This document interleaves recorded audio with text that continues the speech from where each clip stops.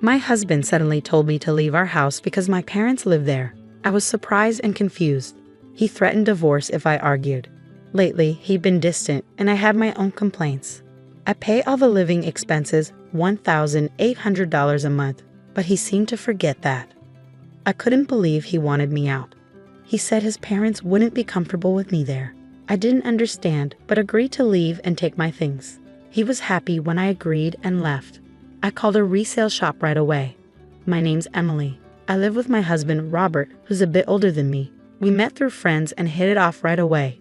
One day, we hung out together and Robert mentioned he wanted to be a voice actor. His voice was really nice and I liked listening to him. We swapped numbers and decided to spend more time together.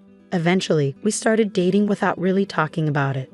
I was young and just out of college, so maybe I liked the idea of being with someone older and more experienced. It felt like a grown-up romance to me. My best friend Ashley was worried about me dating someone 5 years older than me. But I told her it was okay because lots of people have relationships with an age gap these days. I really liked Robert, and he liked me too, so I wasn't concerned. After dating for about 3 years, Robert brought up the idea of getting married. I'd already told my parents about him, including the age difference, so they were curious to meet him. With all this talk, I wondered when he'd propose. He ended up popping the question during one of our relaxed hangouts at my apartment. It wasn't the most romantic setting, but it felt like Robert, and I was happy with it. When Robert proposed, I said, "Sure, let's get married." It was a bit casual, maybe for both of us. After that, we visited each other's parents, but honestly, I didn't click with Robert's family. When we went to his family's house, it was filled with what seemed like old stuff, maybe antiques, but they looked like replicas or fake pieces to me. When we entered the living room and met Robert's parents, they were wearing expensive branded clothes and flashy jewelry. They seemed like a typical rich couple. It was clear our tastes and values didn't match. Robert's mother even made a rude comment about my appearance, which shocked me. But I figured as long as Robert and I were happy, I didn't have to deal with his parents too much. After we got married and moved into our condo, Robert seemed anxious one day. He asked about a woman in a blue dress at our wedding. I was confused. I replied, "There were a few guests in blue dresses, so I'm not sure who you mean." Robert clarified, "The one who gave a speech as your best friend. Was it Ashley?" Realizing I said, "Yes, Ashley wore a blue dress." Robert sighed, "So it was Ashley. Why are you so interested in Ashley?" I inquired, noticing his flustered demeanor. Robert explained, "Oh, it's nothing serious. I thought I saw someone who looked like her the other day, and it reminded me of her speech at our wedding." His sudden interest in Ashley puzzled me, but before I could ask more, he chuckled and brushed it off, retreating to his room. Later, Ashley called me with news. "Hey, Emily, my boyfriend's coming back to the US next year." Ashley had been dating her boyfriend since high school. They knew each other since elementary school, but he moved away in middle school. Since then, they wrote letters to each other. They reunited in high school, and that's when he confessed his feelings for her. I love hearing Ashley's love stories. Despite her boyfriend working abroad for years, the relationship stayed strong. He'd been transferred to an international branch after working for a few years in the US. Even with the distance, they stayed close and communicated regularly. "Do you think he'll propose when he comes back, and then you'll get married?" I asked. Ashley laughed. "Emily, you always jump to conclusions. Just make sure to invite me to the wedding. I'll give a great speech. After your touching speech at your wedding, I'll need you to do the same at mine. But don't set the bar too high." We chuckled together over tea, knowing we could talk about anything, trusting each other completely. Whenever one of us had a problem, the other was always there to listen and support. Around this time, I noticed Robert was coming home later and later. "Working late again today," I remarked. "Yeah, you don't think I should work just because we're married," Robert responded. Even though we were married, Robert still pursued his dream of becoming a voice actor. He worked part-time jobs to support his studies, but didn't see immediate results. All the money he earned went into his voice acting classes, so I covered our living expenses. Because of this, we couldn't say much together. After a while, I realized Robert wasn't willing to give up on his dream for our family's sake. I couldn't shake off my worries about Robert working so much overtime. His long hours added to my concerns. "Hey, it seems like you've been working a lot lately. Aren't they making you do too much overtime, especially for a part-time job? I voiced my worry. I've got it under control. More money never hurts. Just focus on yourself, Robert replied sharply, shutting down the conversation. By this point, Robert had stopped using my name and only referred to me as you. When we got married, I thought he'd speak to me kindly and often, but after the wedding, his words became harsh most of the time. His once gentle, deep voice now sounded rough, likely from drinking too much. Aspiring voice actors need healthy throats, so I worried about his well-being, but he didn't seem to care. Gradually, he started avoiding me, even ignoring me at home. That's when Ashley called, wanting to talk. Since I had my own worries, I suggested meeting up. We chose a karaoke booth to chat privately. Ashley seemed cautious, picking a room where she could see the staff from the door. Why did you choose this room specifically? I asked. Yes, I chose this spot because I wanted the staff to keep an eye out for any suspicious individuals lurking nearby. Ashley explained. Suspicious person. Is that related to what you wanted to talk about? I asked. Ashley nodded, explaining that she felt like someone had been following her since she quit her job a month ago. Even on her days off, she sensed someone trailing her. She chose a room where the staff could easily see to prevent the person from eavesdropping on our conversation. Have you spoken to the police about this? I inquired. I tried, but since there's no actual contact, they can't do much. What about your boyfriend? He's coming back in a month. I thought I'd discuss it with him too, but I wanted to first talk to you, someone close by, Ashley explained. Ashley hadn't seen her stalker clearly because she was too scared. She didn't know if it was a man or a woman. So I decided to keep an eye out and identify the person following her. Through that, I discovered who it was. Although I couldn't talk to Ashley about my relationship issues with Robert, it turned out that the one stalking her was none other than my husband, Robert. He claimed to be working late every day, but he would actually wait near Ashley's workplace after his shift ended and follow her when she left. It was shocking to realize that someone so close to me was scaring my best friend. When I discovered the truth, I was devastated. The expression on Robert's face while he followed Ashley was chilling. He had this creepy, unsettling grin. I had fallen in love with and married this man. But in that moment, all the love I felt for him vanished instantly. I confided in Ashley and urged her to move as soon as possible. With the help of her coworkers, she arranged for someone to drive her from the underground parking lot to her new place. After Ashley and I took these precautions, Robert's frustration grew, and one day that frustration boiled over. Since my parents will be staying here, you need to go back to your parents' house, Robert suddenly announced, convinced he was making sense. Do you have an issue with that? If you disagree, I'm okay with getting a divorce, he added, starting to assert his position. While I had many complaints about him and had even considered divorce, I didn't think he could just throw me out of our home. After all, I'm the one paying $1,800 for our monthly expenses. I wondered if Robert even remembered that as I looked at him skeptically. His patience wore thin as he lost his temper. Just leave already. My parents can't move in if you're still here. Why do I have to be the one to leave? I don't understand it at all, Robert exclaimed. But I replied, fine, I'll take everything I purchased with me. As soon as I agreed, Robert told me to hurry up and walked away. I wasted no time and contacted a local buyback service. The following day, they arrived at our apartment. Initially, Robert seemed smug, assuming I was leaving. However, his expression turned to shock as he watched them evaluate all the furniture and appliances. Once they finished assessing everything except what was in Robert's room, a staff member handed me a quote. The total value is $22,000, they informed me. Without hesitation, I signed the document and said, okay, go ahead and sell everything. Robert, suddenly realizing the situation, grabbed my arm. Wait, why are you selling everything? My parents are supposed to live here. How will they manage without furniture? I pulled away from his grasp. What do you mean? When we got married, you told me you were broke because of your acting classes. You practically begged me to cover the rent, furniture, and living expenses. I never realized you were that broke. I feel deceived.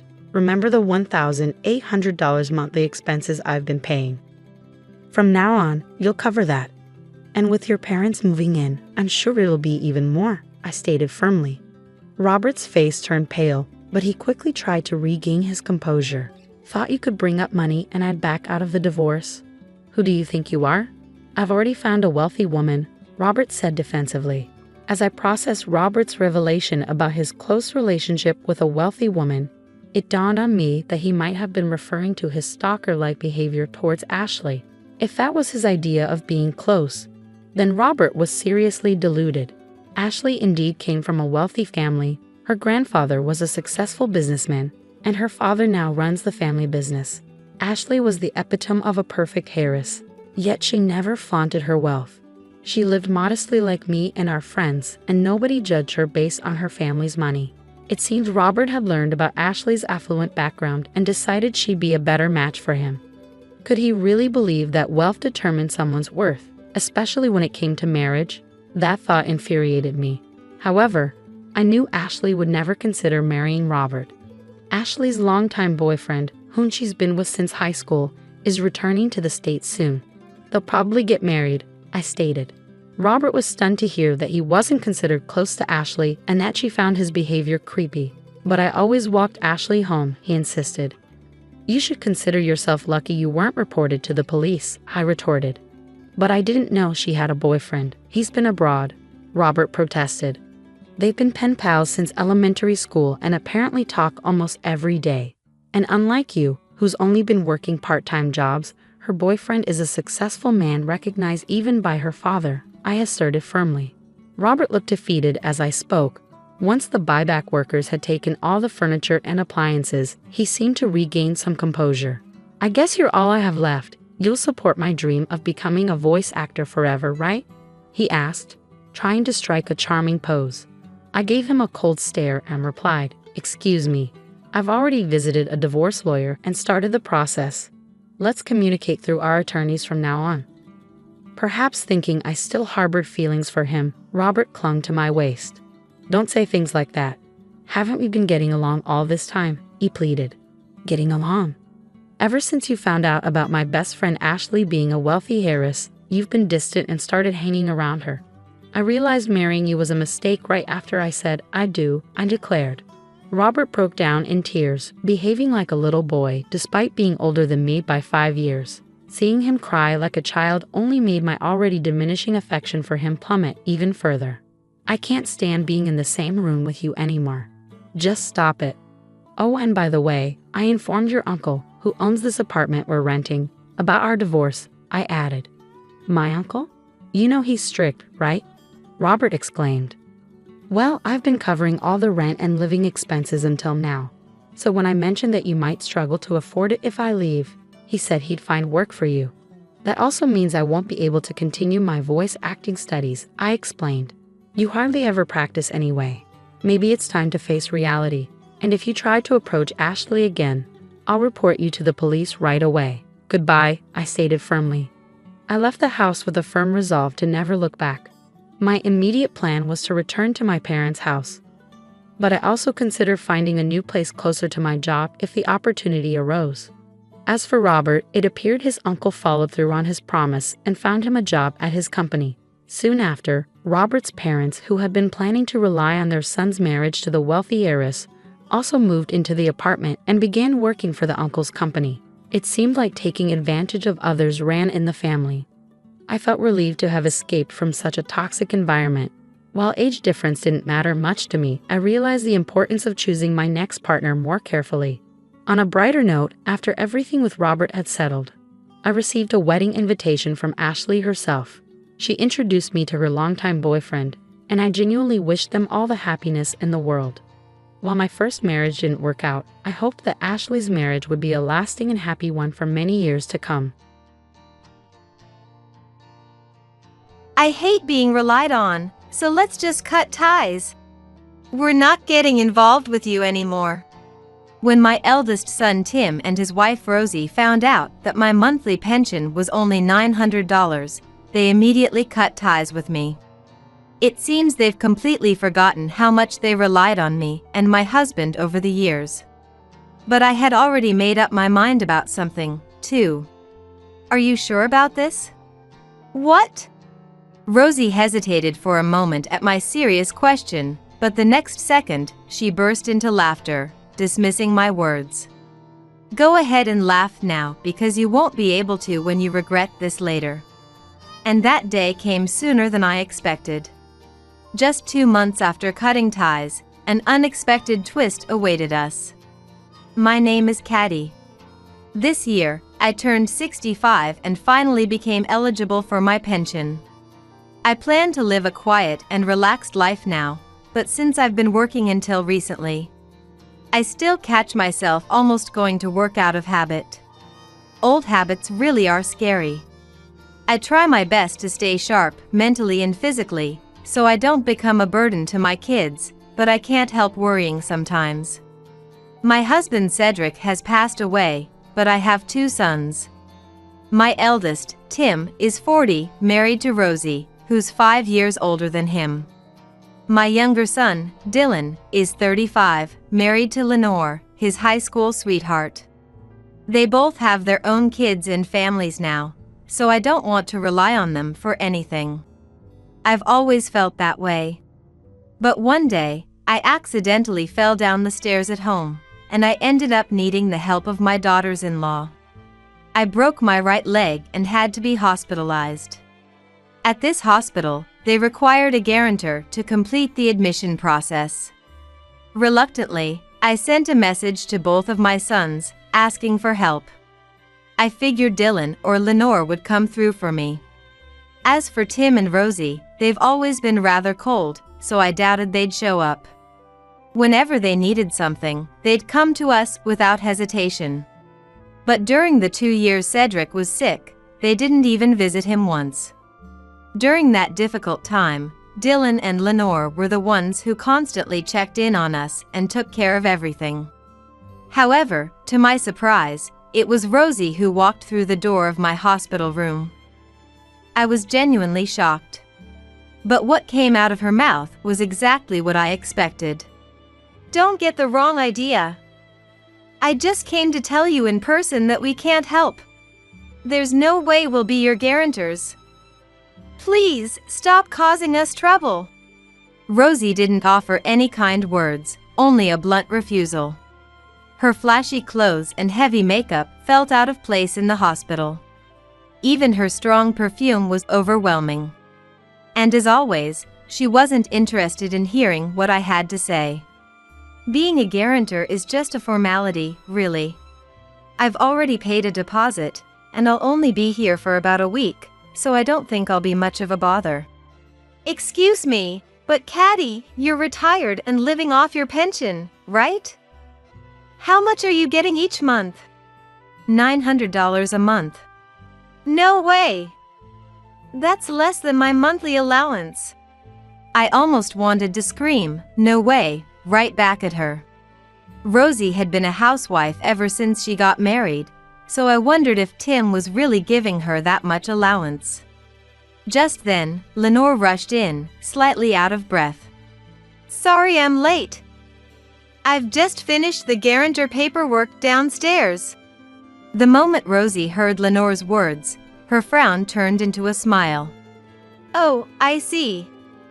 I was worried for no reason, then. I'll just leave everything to you, Lenore.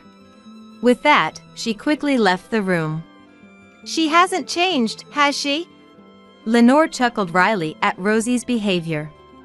After thanking Lenore, I couldn't help but ask something that had been on my mind.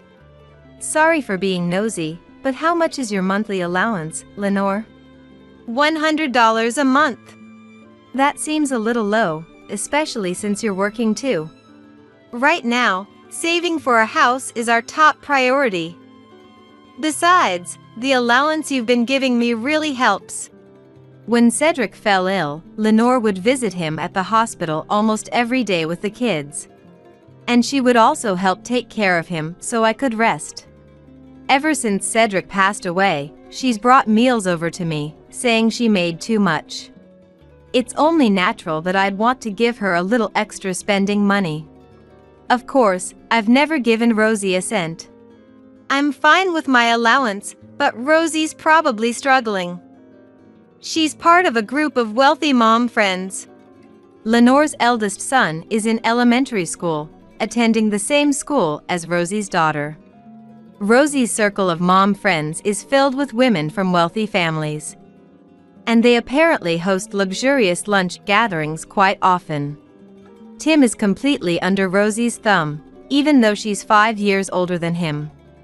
I wondered how their finances were holding up, considering Tim doesn't have a particularly high-paying job. But honestly, I have no intention of worrying about or helping them. Not long after they got married, Tim and Rosie moved into a high-rise apartment. Cedric signed as their guarantor, but he regretted it almost immediately. Within a few months, Tim and Rosie came to us, saying they couldn't afford the rent. "Dad, please help us," Tim pleaded, bowing his head to Cedric. It wasn't a cheap place, especially being so close to the train station. Both Cedric and I were against the idea, but Rosie, wanting to keep up appearances, insisted on signing the lease. As expected, the rent started eating into their finances, and they had already fallen behind on payments by several months. I'll never forget what Rosie said at that time. "We can't pay the rent, but Cedric, you're our guarantor, aren't you?" Even Cedric scowled at that remark. But Tim begged him so desperately that Cedric reluctantly paid off the rent on the condition that they sign a promissory note. We urged them to move to a place within their means, but they stayed in that apartment until the lease renewal came up, with Cedric covering the rent for nearly 2 years. When the lease was up, they had the nerve to come back and ask him to remain their guarantor without batting an eye.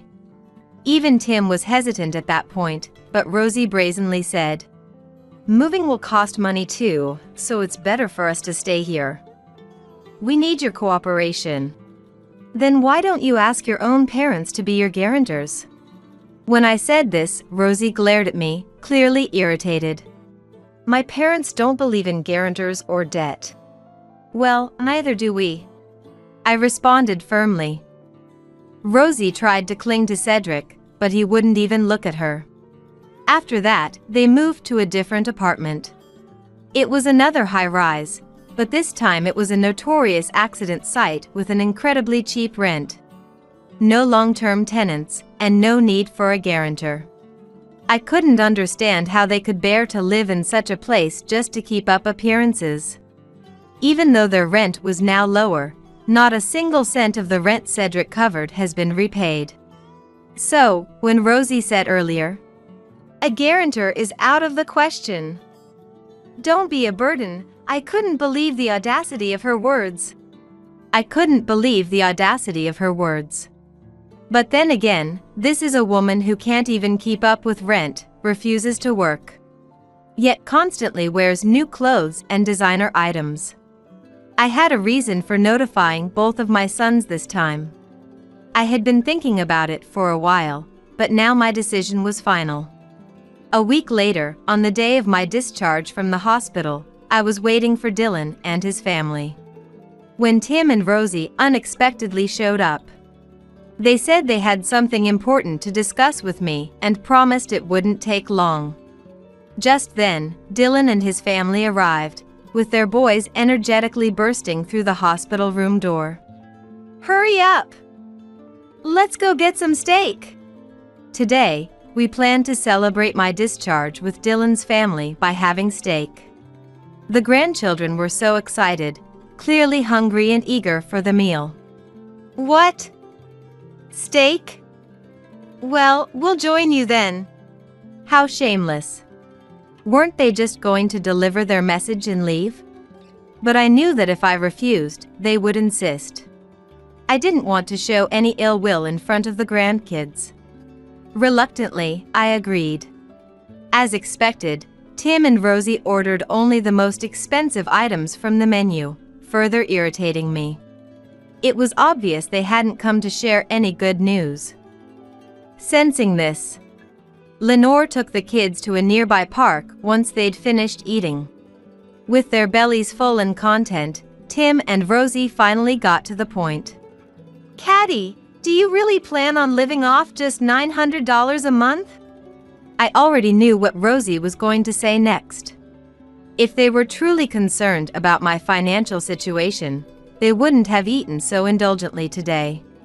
So, with a bit of sarcasm, I replied, "Yes. I've always lived frugally, and although today was a rare splurge, I can manage perfectly well with $900. But of course, sarcasm was lost on them. Rosie declared, "We've discussed it and made a decision. We don't want to be relied on, so we're cutting ties. We won't be in contact with you anymore."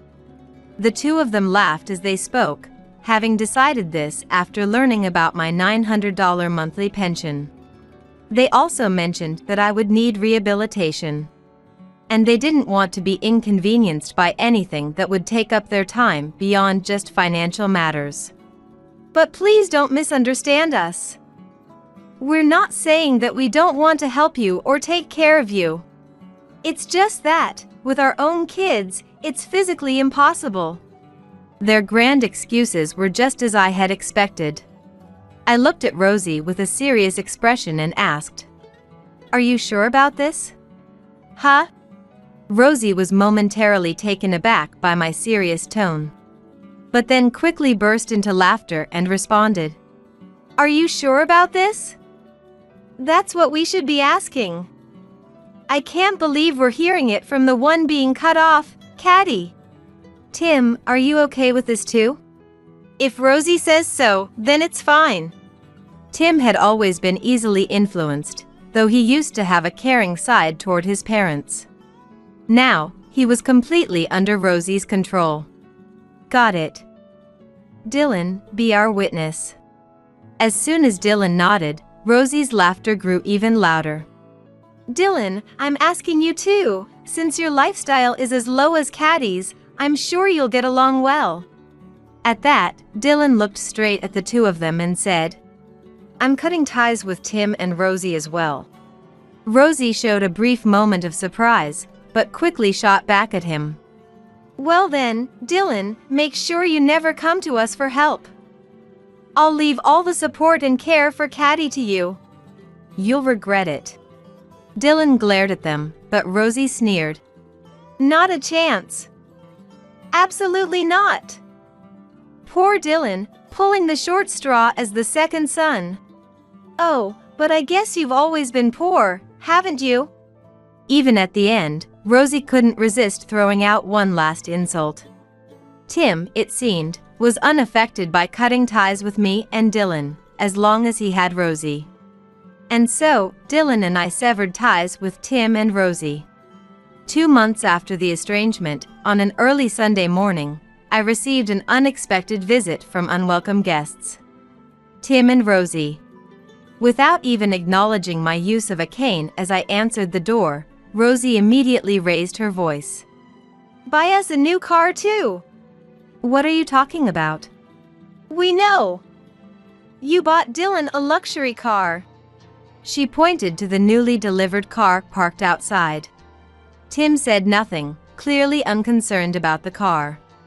His priority was keeping Rosie happy. "Yes, that's true. I bought that car for Dylan. But how does that mean I need to buy one for you too as well?" "Don't play dumb. You've been hiding Cedric's inheritance from us." I had no idea what she was talking about. When Cedric passed away, there was only $500 left in his account. Cedric, who had always been concerned with appearances, had kept giving financial support to these two, wanting them to think of him as a generous father. In the end, Rosie had forcefully taken even that last $500. "So, you're saying that because I bought a car with Cedric's hidden inheritance, you think you're entitled to it as well?" "Exactly. Well, I hate to break it to you, but the only thing left of Cedric's estate was the money you took. I've been working all this time, so I have my own savings." I told Rosie this, but she wasn't satisfied. "That car costs $50,000, you know? There's no way you could afford it unless it came from an inheritance." Haha. I couldn't help but laugh, which only made Rosie more aggressive. "Are you laughing because you got caught and now you're trying to cover it up? You're the worst." I was the top salesperson for years. Of course, I got promoted too. I have enough savings to buy a car like that. Huh? I just bought the car so Dylan and his family can help me with errands and take me to rehab. You two, who cut ties to avoid being relied on, have no right to complain about it. Rosie clenched her fists in frustration, unable to respond. Then buy Rosie a new car too. It's not fair for her. Tim, apparently forgetting they had cut ties, was now begging me for a car for Rosie. Just then, Dylan and Lenore returned from their shopping trip. We're home. As they entered the house, Rosie followed suit, as if she lived here. We're home? Do Dylan and Lenore live here now? I'm still relying on my cane, so they've moved in to help me out. Is that enough of an explanation? I wanted them to leave. Dylan and Lenore had brought fresh bread, and now it would get cold. But Rosie had something ridiculous to say next. This is our house, the one we'll inherit someday. Don't go making decisions on your own. She cut ties with us and left everything to Dylan, yet here she was claiming the house? We were all left speechless. Who told you that you'd inherit this house? Well, Tim is the eldest son, so when Caddy passes away, it's only natural the house would go to us. And even if we're estranged, that's how it works legally, right? It's incredibly unpleasant to hear you talking about this while I'm still alive. When I said that, Rosie fell silent, clearly uncomfortable. So you plan to do nothing to help, waiting for me to die so you can claim the house? That's awfully convenient for you, isn't it? That's not what I meant. Rosie's voice grew quieter and quieter. Well, that's what it sounds like to me. And just so you know, this house is already out of your reach. I've given it to Dylan as a living inheritance. I promised Cedric. He said we would inherit this house someday. Right, Tim? Desperate for support, Rosie looked to Tim, who quickly nodded in agreement. That's a lie. I bought this house with my own money. It's under my name. Cedric wouldn't make up such a story to make himself look good. Huh? Rosie had completely angered me. I've been thinking a lot since my accident, realizing you never know what life might throw at you. And in that moment, I decided, I don't want to leave you a single cent. In other words, I want to leave every cent I can to Dylan and his family, who have been good to me. I laid out my honest feelings. At this, Rosie began to change her tone. Caddy, you're being manipulated. You have to wake up. These people are just trying to score points with you for the inheritance. Can't you see that all their kindness is just a facade? Fake kindness? Fine by me. It's still better than doing nothing. Even if, by some wild chance, Dylan and Lenore were faking it, they've helped me countless times. I want to repay that. What have you ever done for me? At that, Rosie fell silent. Of course, she couldn't say anything. She had never done anything for me, except cause trouble. Naturally, I knew very well that Dylan and Lenore's actions weren't out of pretense. They had even refused when I offered to gift them the house early. They'd told me they didn't need an expensive car either, but I insisted on choosing it. The house and the car were bought with the savings I'd worked so hard for, and I didn't intend to leave any of it to Tim and Rosie. Dylan and his family had agreed to take care of me, and that was enough. You never should have said something as stupid as cutting ties. I told you you'd regret it, Dylan said, glaring at Rosie. Rosie turned her gaze to me and said, Then at least give us the money equivalent to the house. Tim is Caddy's son too, so he has a legal right to it. Of course, I had anticipated this. I pulled out a pile of documents from the living room drawer and threw them in front of Rosie. They were the stack of IOUs Cedric had Tim write up, including all the financial help we'd provided after covering his rent. It was a sizable pile. You can start talking about rights after you settle this. It's worth far more than what you think you're entitled to. Rosie's face instantly turned pale, clearly not expecting this. Even Tim, who had been quiet until now, stared at the IOUs in disbelief. Listen, I inherited Cedric's estate, which means I have every right to collect this debt from you. But I've just been so busy. I don't want to hear excuses. Did you really think you could just forget about it because Cedric passed away? Oh, but that's just like you, isn't it? You took every last bit of financial support Cedric gave, and when he collapsed and ended up in the hospital, you disappeared without a word. Mom, it's not like that. Rosie is just really dedicated to the kids and their education, so she's always busy. Tim tried to defend Rosie, but I wasn't backing down. Oh, she's busy, all right. Busy going to luxury lunches with her mom friends every day? The focus isn't on the kids, but on exchanging information about the latest brands and bragging about each other's purchases. No time for visiting the sick or helping with care. That's not worth a penny, after all. Tim, who had been defending Rosie this whole time, suddenly looked furious. Luxury lunches? That's not true. This is all a misunderstanding. We were just having affordable lunch meetups. I told you before. Remember? Rosie was panicking, her words getting jumbled, but Lenore joined in to back me up. Didn't you once mock me for having lunch at a regular restaurant? You said, I'm always at $100 a head lunches. Stop saying unnecessary things. I've been eating cheap lunches every day, and you're spending $100 on lunch? That's not what I meant.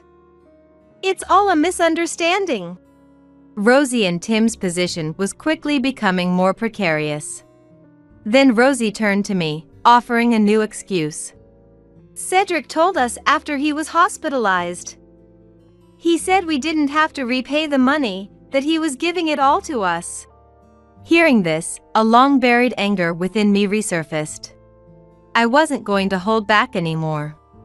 That's another lie. You never even visited him in the hospital. When exactly did Cedric tell you that? You've been using Cedric all this time, and now even after his death, you continue to exploit him? But that was between Tim and Cedric. I had nothing to do with it. But Tim, who had been silent all this time, remained quiet still. It was likely that the lunch incident had hit him hard. As his mother, I knew Tim well. There was one thing he could never tolerate, and that was being lied to. Tim often asked Cedric for financial help by saying, raising kids is expensive. Keeping up with the mom friends is important for exchanging information, and I want to do whatever I can for them. He probably believed that because Rosie had told him so. The truth is, Rosie had been married before, and her children were from her previous marriage. Tim was drawn to her determination as a single mother and wanted to make the family happy, so he supported them. I knew all this, as well as Tim's personality, when I intentionally brought up the topic of the lunch gatherings. That's how much I couldn't forgive Rosie. Rosie, do you remember you sent me a message by mistake on the day Cedric was hospitalized? Is this what they call a careless mistake? Huh? Tim leaned in, and I showed him the message I had saved. With trembling hands, Tim threw his phone onto the floor. Rosie picked it up and looked at the screen, her face turning even paler as she began to shake even more than Tim. The mistaken message Rosie had sent me read, "Ugh. The ATM's in the hospital now. So useless." At that moment, I debated whether or not to tell Tim right away, but decided to consult Dylan and Lenore first. Right now, we should focus on Dad's health. But later, we'll settle this properly. Dylan, who had listened to the whole story, had said this, and I agreed. Just like Dylan, Lenore had supported me through it all, looking after me with great care. That's why I held such a special gratitude for her. Cedric had always liked to show off, but he had many good qualities, making it hard to hate him. I remember that, back when we were dating, he won me over with lavish gifts. Only for me to find out after we married that he had no savings at all. He didn't cheat, drink excessively, or gamble, and he was always just a low-level manager, but he took his work seriously. Looking back now, I realize he was probably just a clumsy man in his own way. After Cedric passed away, I was going through his belongings when I found a bundle of IOUs with a letter addressed to me. The letter began with an apology, saying, "I'm sorry for all the trouble I've caused." Cedric admitted that he had spoiled Tim, who turned out to be as irresponsible as he was. He wrote that if anything happened to him, Tim must repay the debt, and with that money. He wanted me to live a comfortable life in my old age. The letter was dated just a few days before Cedric collapsed, so he must have known his health was failing. I haven't shown this letter to anyone, and I have no intention of ever showing it. Dylan and Lenore feel the same way I do. They could never forgive Rosie. Tim, who received more love and support from Cedric than anyone, would likely feel the same. That's why the anger toward Rosie is immeasurable. It's not true. I didn't do this. I don't know anything about it, and someone must be setting me up. Rosie clung to Tim's leg, but he kicked her away. It was hard to believe this was the same man who had once been so kind to her. Please, just believe me. If you want me to believe you, then pay back the debt right now. I begged Dad for money because you said we needed it for the kids. I borrowed it, but you spent it all. The tables had completely turned. Up until now, Rosie had always been the one in control, and Tim just went along with it. But not anymore. I don't have any money. Then sell your clothes and bags. Please, no. Those things mean more to me than my life. Oh, really? So, your kids aren't more important than those things? I guess I've been fooled this whole time. Rosie could only shake her head vigorously, unable to find the words to speak. It was as if Tim no longer saw her at all.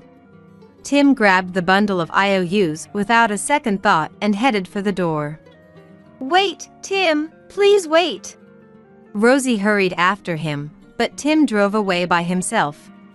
The next day, we took the grandkids and went on a day trip to visit Cedric's grave and report everything to him.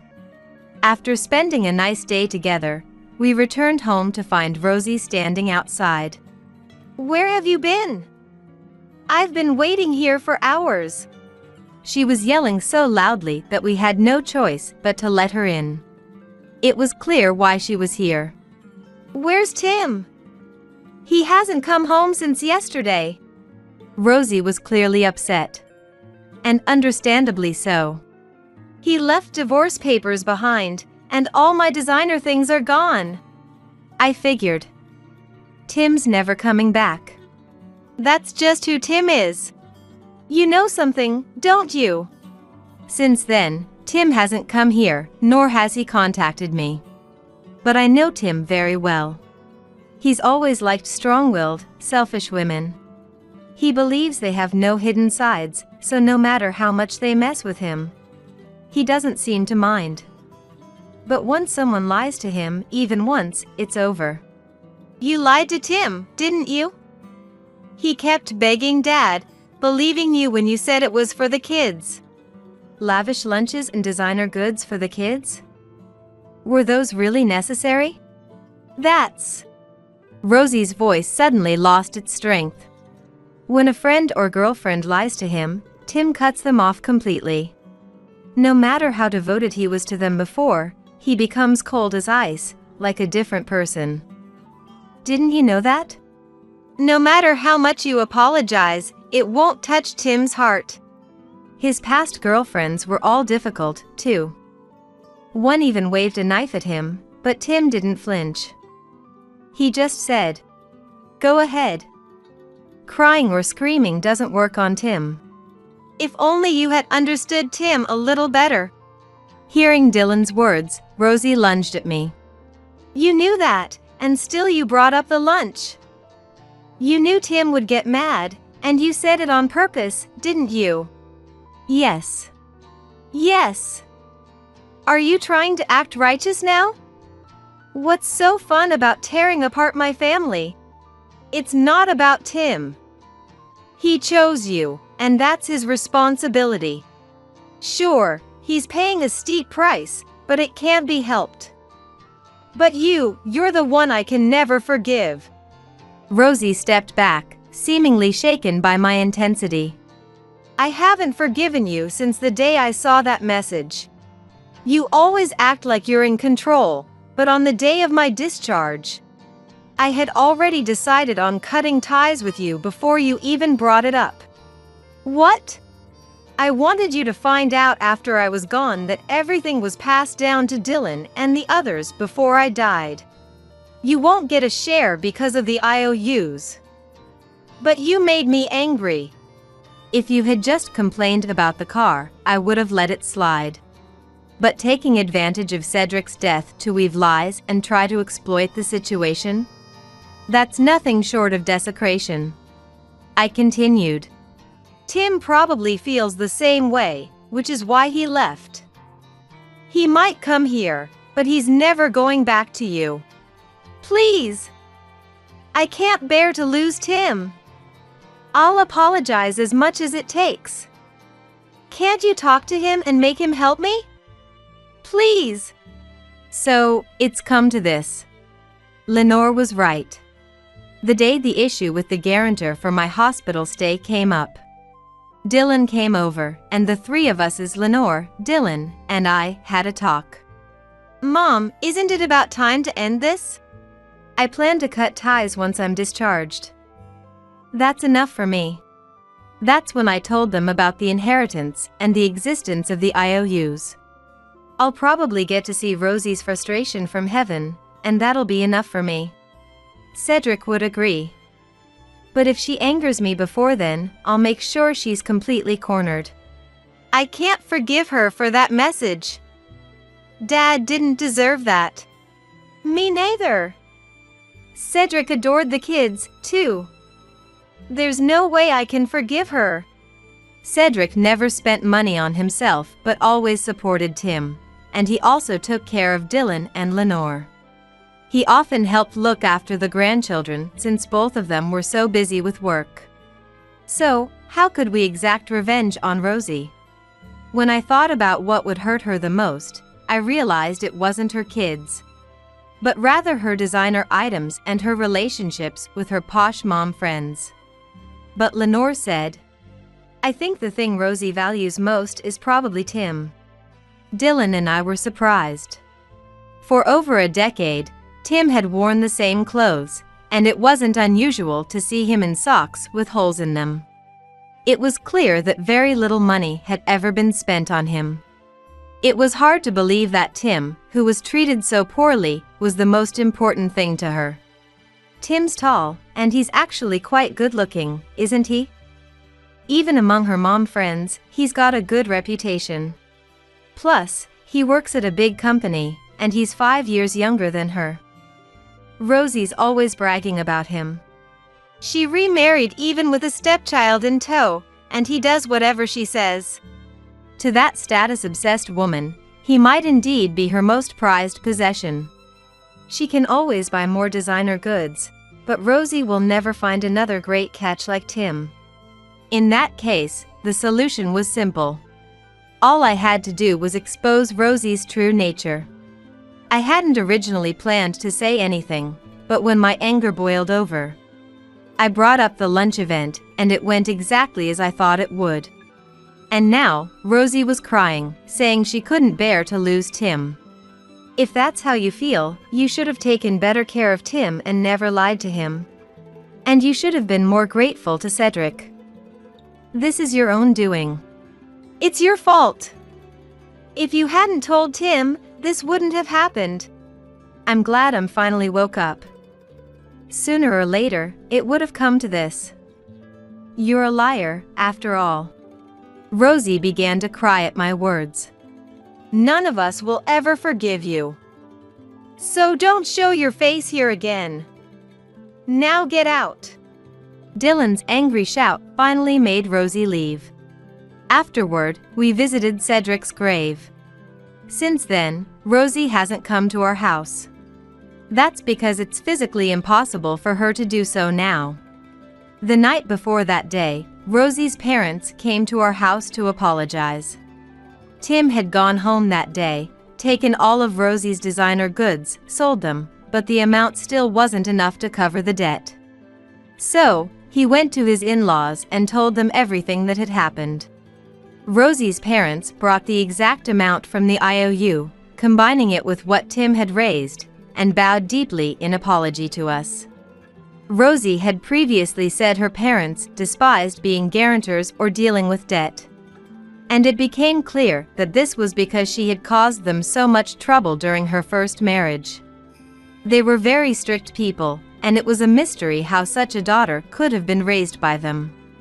With nowhere to go and no money, Rosie returned to her parents' home and is now working under their supervision, helping with the family business.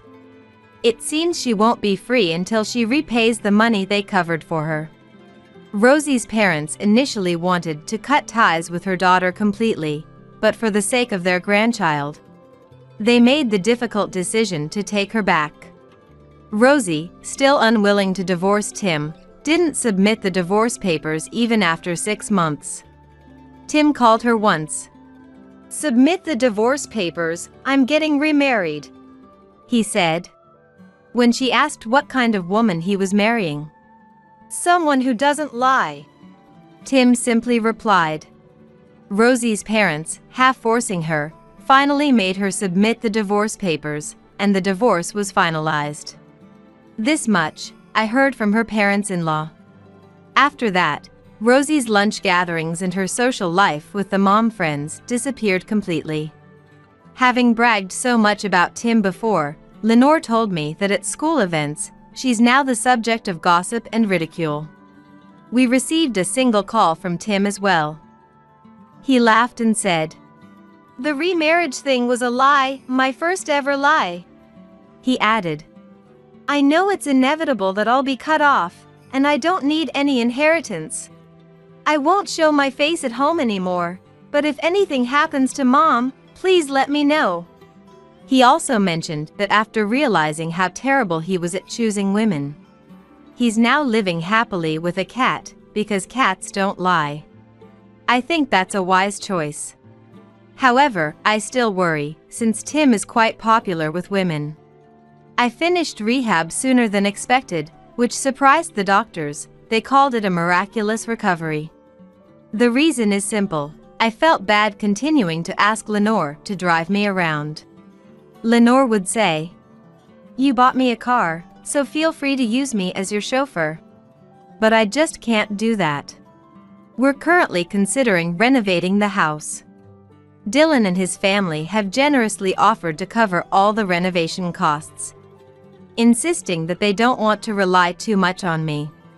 I've made sure that I have enough saved so that if necessary, I can afford to move into a care home without burdening my children. Dylan and Lenore are both against the idea of me going into a home, and I appreciate their feelings.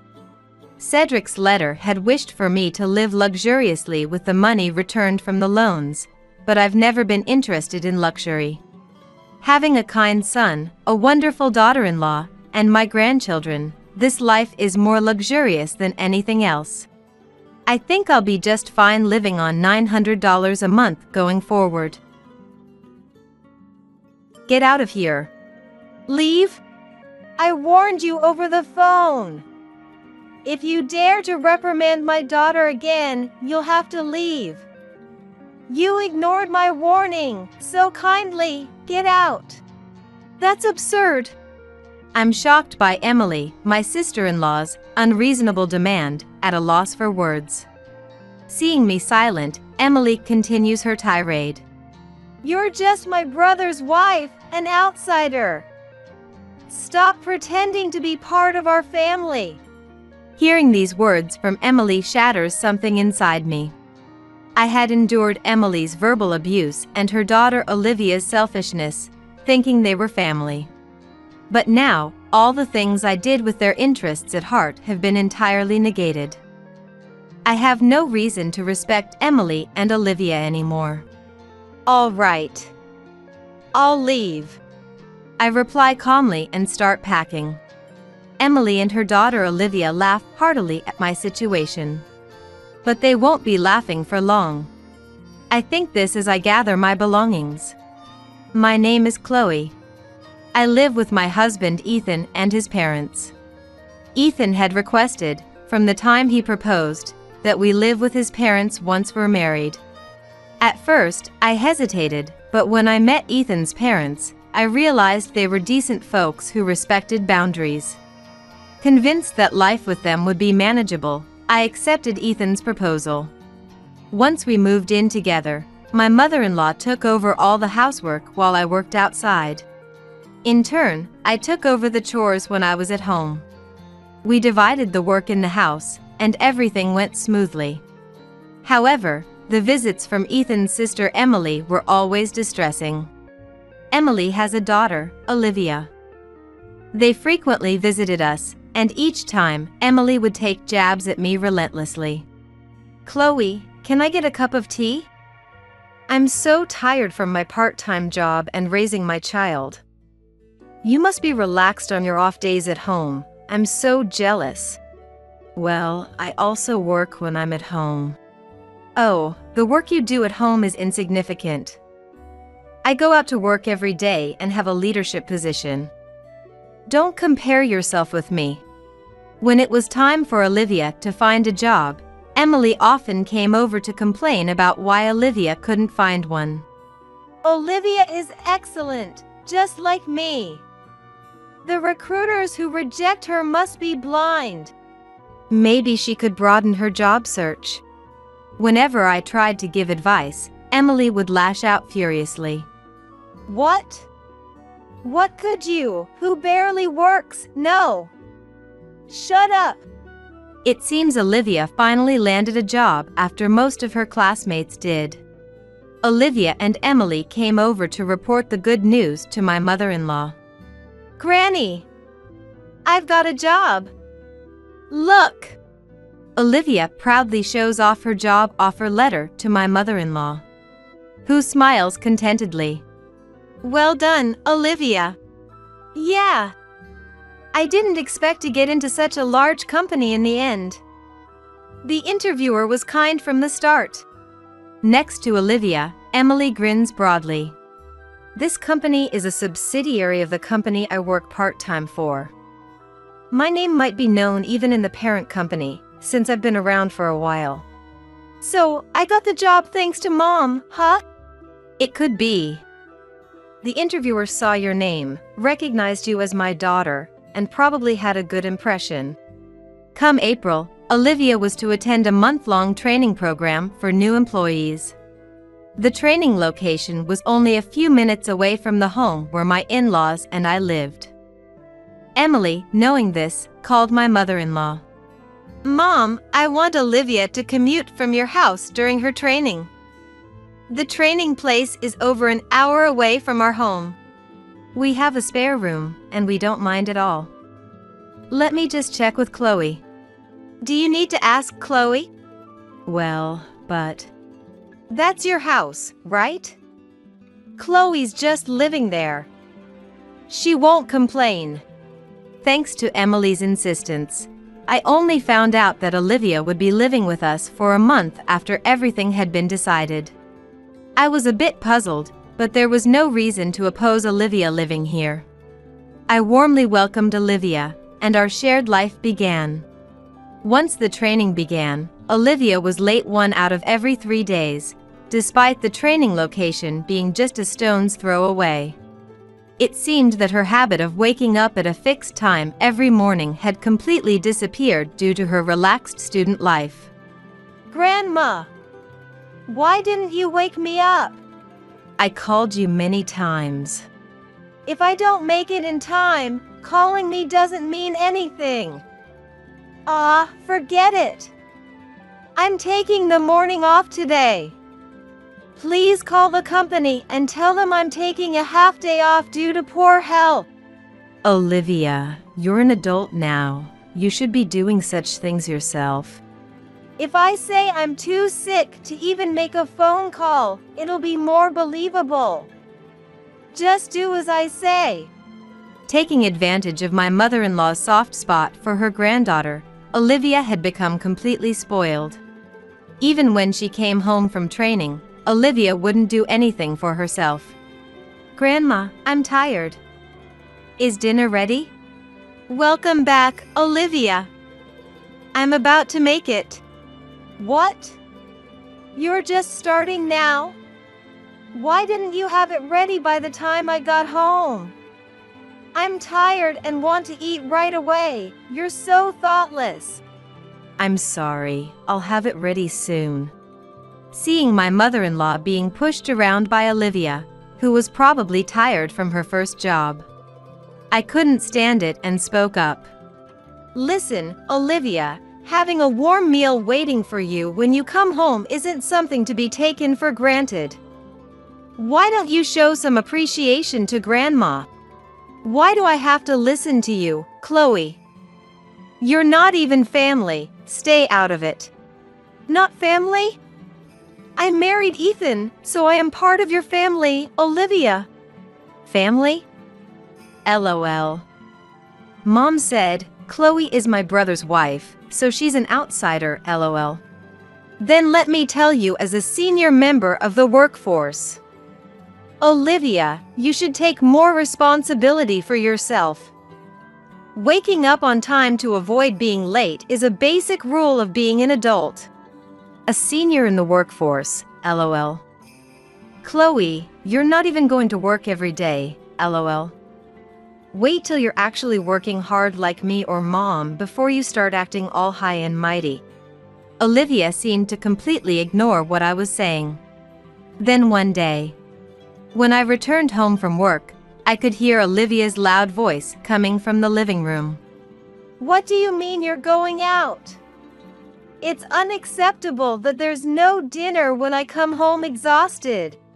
I'm sorry, but we were looking forward to our theater outing that day.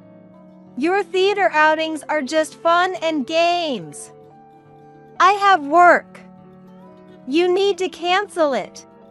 Apparently, my in-laws had informed Olivia that they were going to the theater next week and wouldn't be able to cook dinner, and this had infuriated her. I was well aware that my mother-in-law had been looking forward to this day at the theater for quite some time. However, I was worried that if things kept going this way, they might feel compelled to cancel their plans to avoid upsetting Olivia. So, I hurriedly proposed a solution. Since you've been looking forward to this, you should go. I'll take care of Olivia's dinner that day. My in-laws seemed thrilled by my suggestion, but they quickly began to worry. But isn't that a work day for you, Chloe? Are you sure it'll be all right? Yes, if I arrange things now, I think I can get home early. So, don't worry and have a good time. On the day of the theater outing, I left work early to come home. My in-laws happily left for their event.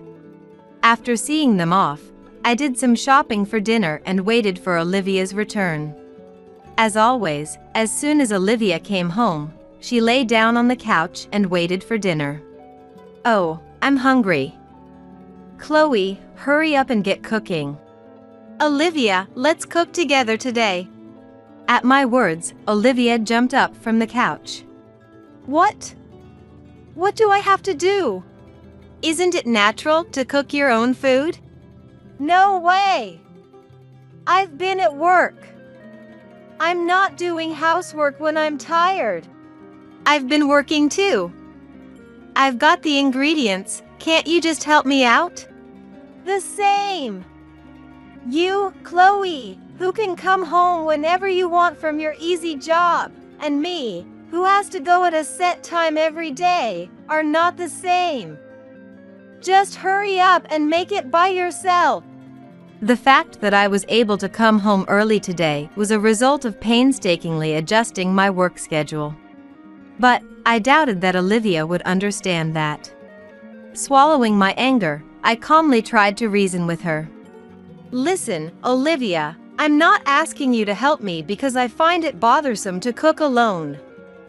I want you to understand what it means to be a responsible adult. What? I don't need your interference. After letting the grandparents go out without asking me, you're giving me a lecture, which is super annoying.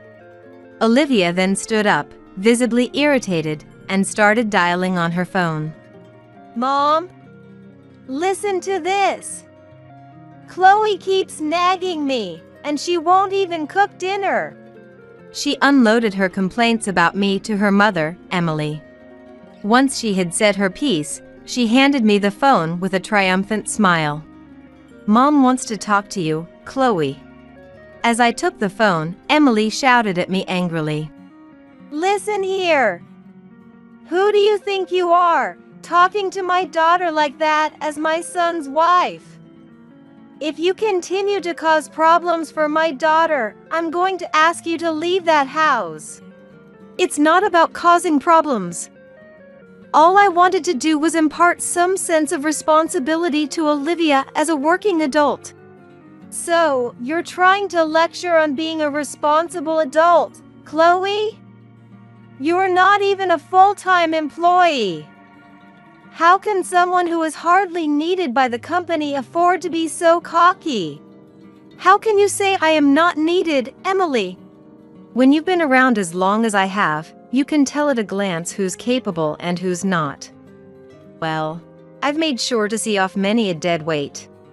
Then, without a second thought, Emily added, "Just go and prepare dinner for my daughter," and hung up the phone. Olivia, sitting next to me, smirked as she looked my way. You better not oppose my mom, Chloe. There's no one at work who can even admonish her. So get to making dinner already, okay? With that, she sprawled lazily on the couch again. This mother and daughter pair, there's no reasoning with them. Left with no choice, I began to prepare the meal. I'm so hungry because of your pointless chit-chat, Chloe. As she nibbled on the meal I prepared, Olivia mumbled complaints under her breath. Once she was done eating, she abandoned her dishes and headed back to the couch to watch TV, without so much as a thank you. Hey, Olivia. At least clean up after yourself. I tried repeating myself, but all I got was a bored look from Olivia. Suddenly, the doorbell rang. It was Emily. Why are you here? To my surprise, Emily casually replied. It seemed like you didn't quite get the message over the phone, Chloe, so I thought I'd come over and tell you directly. Hearing her mother's voice, Olivia excitedly reported. Mom, listen. Just after you warned her over the phone, Chloe started lecturing me again. Hearing Olivia's words, Emily glared at me. Looks like it was the right decision to come here after all. You're still complaining to my daughter even after everything I said. I had backed off on the phone, but I couldn't let this go. For Olivia's sake, I had to say something. It's not a complaint. I'm merely teaching her the basic manners of cleaning up after herself, something even a grade schooler should understand. Hearing this, Emily snapped at me. There's no need for someone like you to tell us about manners. Have you considered your own situation before lecturing about manners? What about my situation? You and Ethan can barely afford a house even with both of your salaries combined. You're just leeching off this household. Why don't you change your own attitude before teaching my daughter about being a responsible adult? I'm not here to leech off you. As proof, I make sure to pay my share of the rent and living expenses every month. I wonder. Well, it doesn't matter. Either way, you're going to leave this place. Leave? I told you on the phone. If you continue to berate my daughter, you'll need to move out. You ignored my warning, so now it's time for you to go. That's absurd. I was at a loss for words at the sheer injustice of it all. Seeing me unable to retaliate, Emily went on. You're still an outsider, even if you are my brother's wife. Stop acting like you're part of the family. Emily's words hit me hard, and something inside me crumbled. I had put up with Emily's insults and Olivia's selfishness because I thought of them as family. I had been rejected by them despite doing everything with their best interests at heart. There was no reason left for me to restrain myself with Emily and Olivia anymore. All right, I'll leave. I say quietly, beginning to pack my things. At the sight of me, Emily and Olivia start to crack up. Ignoring their laughter, I continue to pack when my in-laws return home. Oh, is that you, Emily? Chloe, what's with the luggage? My mother-in-law's face shifts as she takes in the scene. Before I can answer, Emily chimes in. Chloe's been lecturing Olivia while she can't even do her own job. She's become such a nuisance. We decided to send her packing, haha. What? My mother-in-law's face drains of color. Apologize at once. And you too, Olivia. Why should I apologize to Chloe? If she wants to be part of our family, she should ask us. Maybe then we'll consider it, haha. Emily's statement is backed up by a firm nod from Olivia. My mother-in-law sighs deeply. You too, it's over for you. What? What are you talking about? The one who's done is Chloe, right? She's the one being cut off from our family. Emily's brazenness leaves my mother-in-law shaking. Do you even realize who made it possible for Olivia to get her job? That's me, the part-time manager. Emily tries to puff herself up, but my mother-in-law interrupts her. No! It's not like that at all. It's because Chloe, who's an executive at the corporate office, recommended her to human resources. Wah, that's a lie. Chloe barely does anything, she's home half the week. Facing the confrontational Emily, I reveal the truth.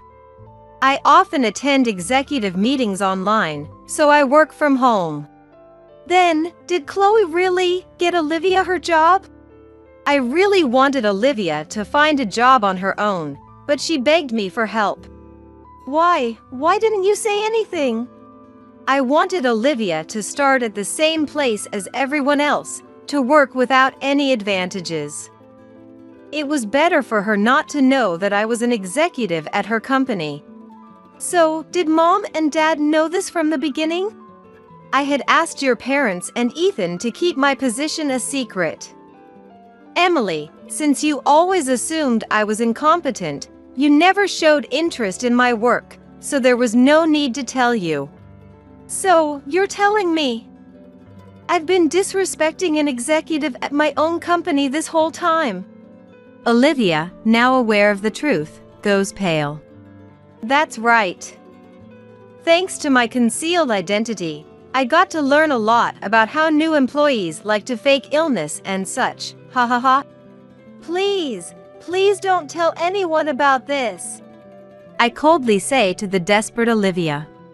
You know, I thought I'd let it slide because it's a family matter, but it seems like I'm not considered family to you too. So, I can't stay quiet if it's something that will harm the company. But I will be assigned after the training. Exactly. Olivia, you're lacking awareness as a working professional. Moreover, you're not willing to accept others' opinions. We can't let you interact with customers with this attitude. Emily, in her panic, clings to me. I'll take back what I said. Olivia is Chloe's adorable niece. Don't report anything that would harm her situation. Emily, don't you think you should worry about your own role? What? Your part-time team's high turnover rate has been repeatedly brought up in the parent company's meetings. If it comes to light that you, as the manager, are forcing part-time employees to quit, it's going to be a big problem. Emily remembered her own words and her face tightened. Wait, that's a misunderstanding. I was just guiding the unproductive part-timers, and then they quit on their own.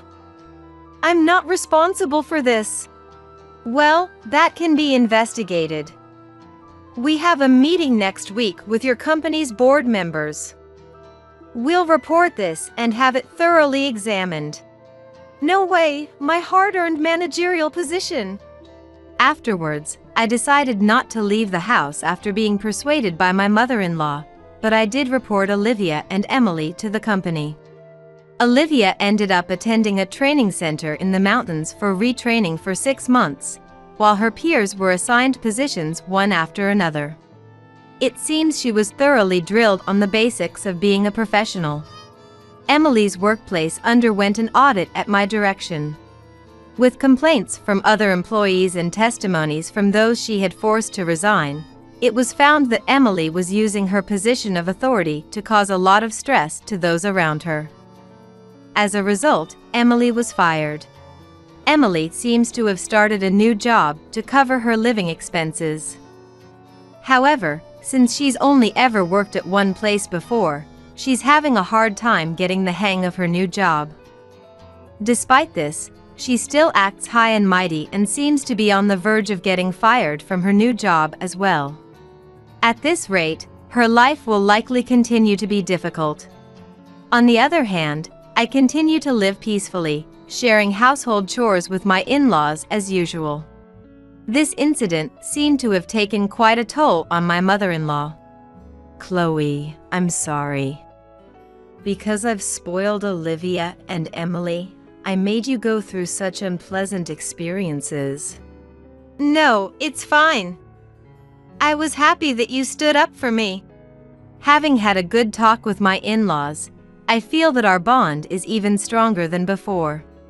Even though my sister-in-law turned out to be a challenge, I look forward to continuing to live with my mother-in-law, maintaining our good relationship. After the funeral of my father-in-law Daniel, my mother-in-law Kala ran towards me with a wide smile. Melissa, you finished tidying everything up, right? Yes. All that's left is to hand it over to the movers when they arrive. Good. If that's all, I'll handle it myself. So, Melissa. Kayla exchanged glances with my husband James, and they both nodded.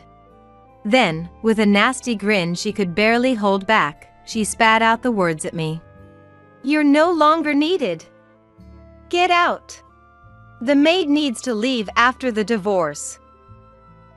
I let out a small sigh and looked down as if in disappointment. Then, as if giving up, I nodded. All right. It was just as planned. They were delighted, and James immediately pulled out the divorce papers. Here. Sign them now. I can't have you acting confused and pretending you don't know later. Honestly, it was all I could do to hold back the urge to sign them as quickly as possible. For me, too, this moment had been long awaited. My name is Melissa. I got married when I was 25, and now it's been 10 years.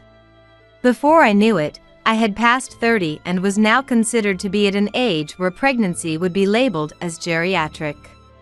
I met James at work. James was 10 years older than me, 35 at the time. When we started dating, it surprisingly felt comfortable, and soon we decided to get married. But at the time, I never would have guessed that this marriage was simply to secure a caretaker for his aging father. What surprised me first was what happened right after we got married. Originally, the plan was for James and me to look for an apartment together. But James casually said to me, without a hint of shame.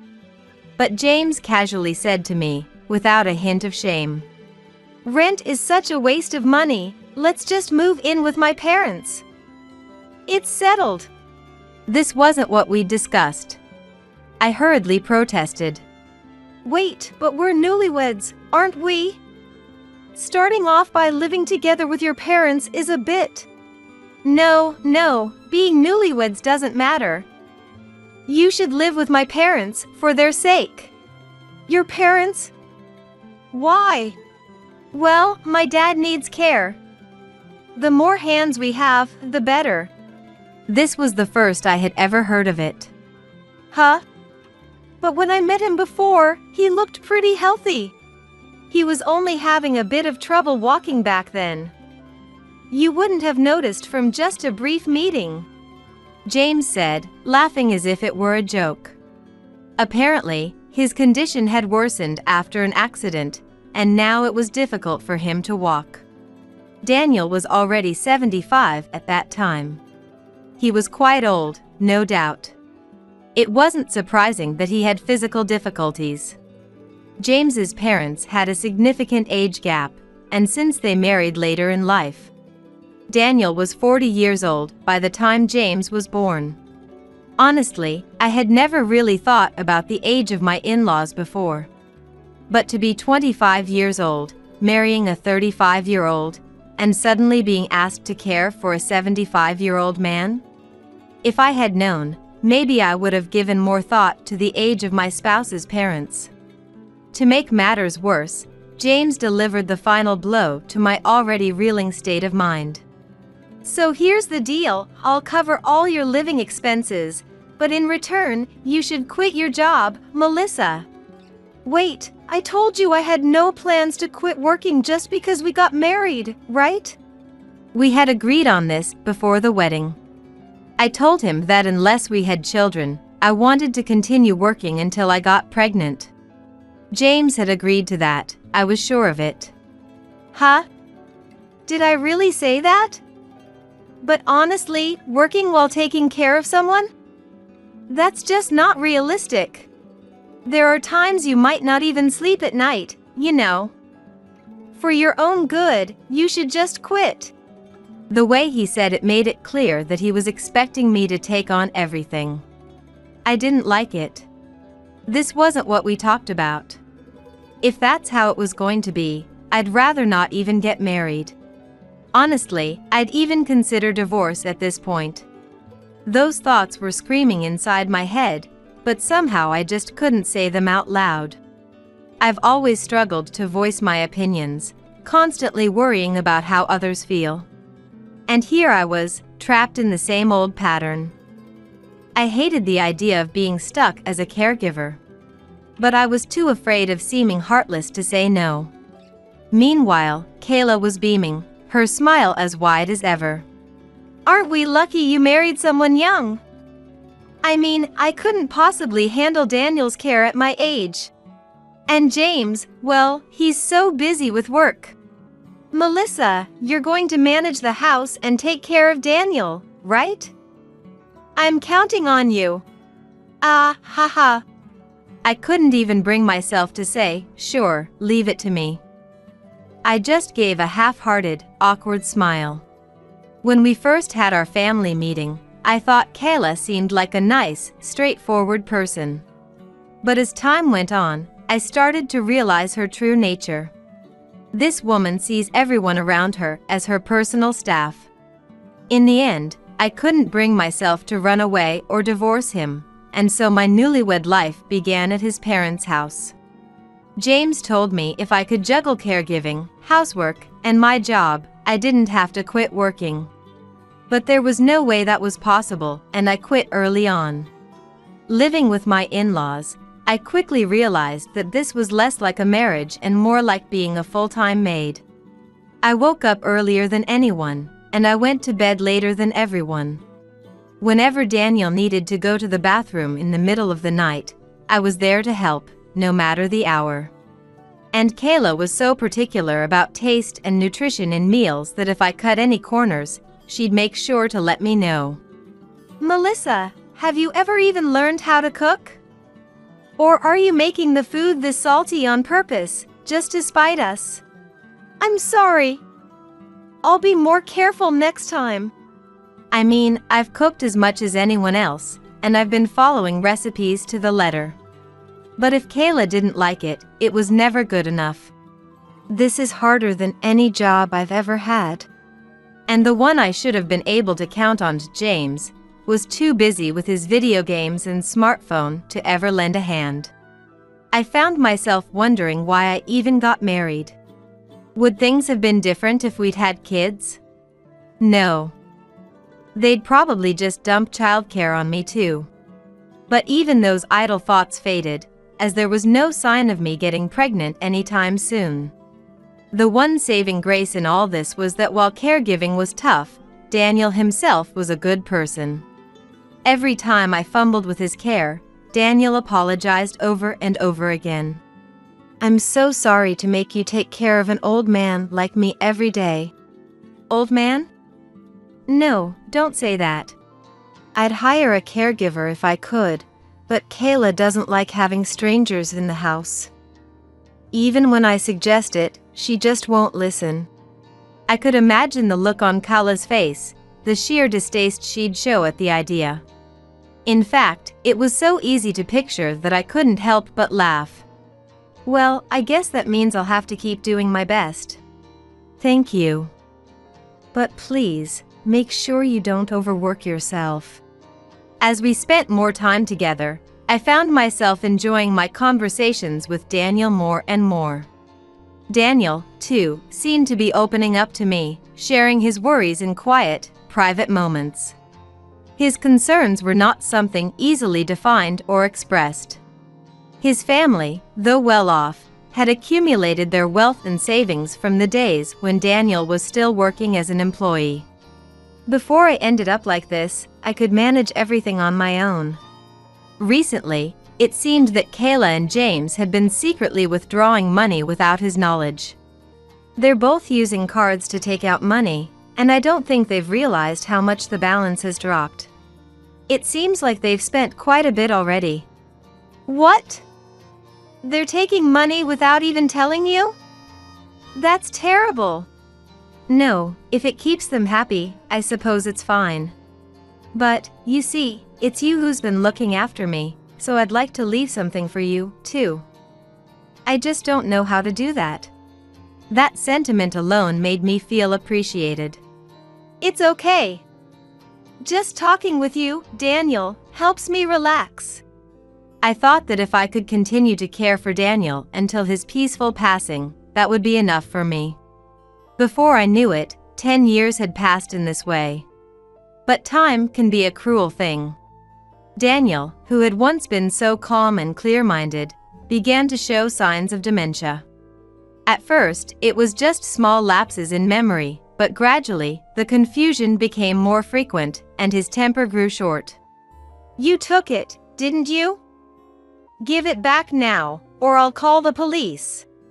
Your wallet is right here. Please, don't worry.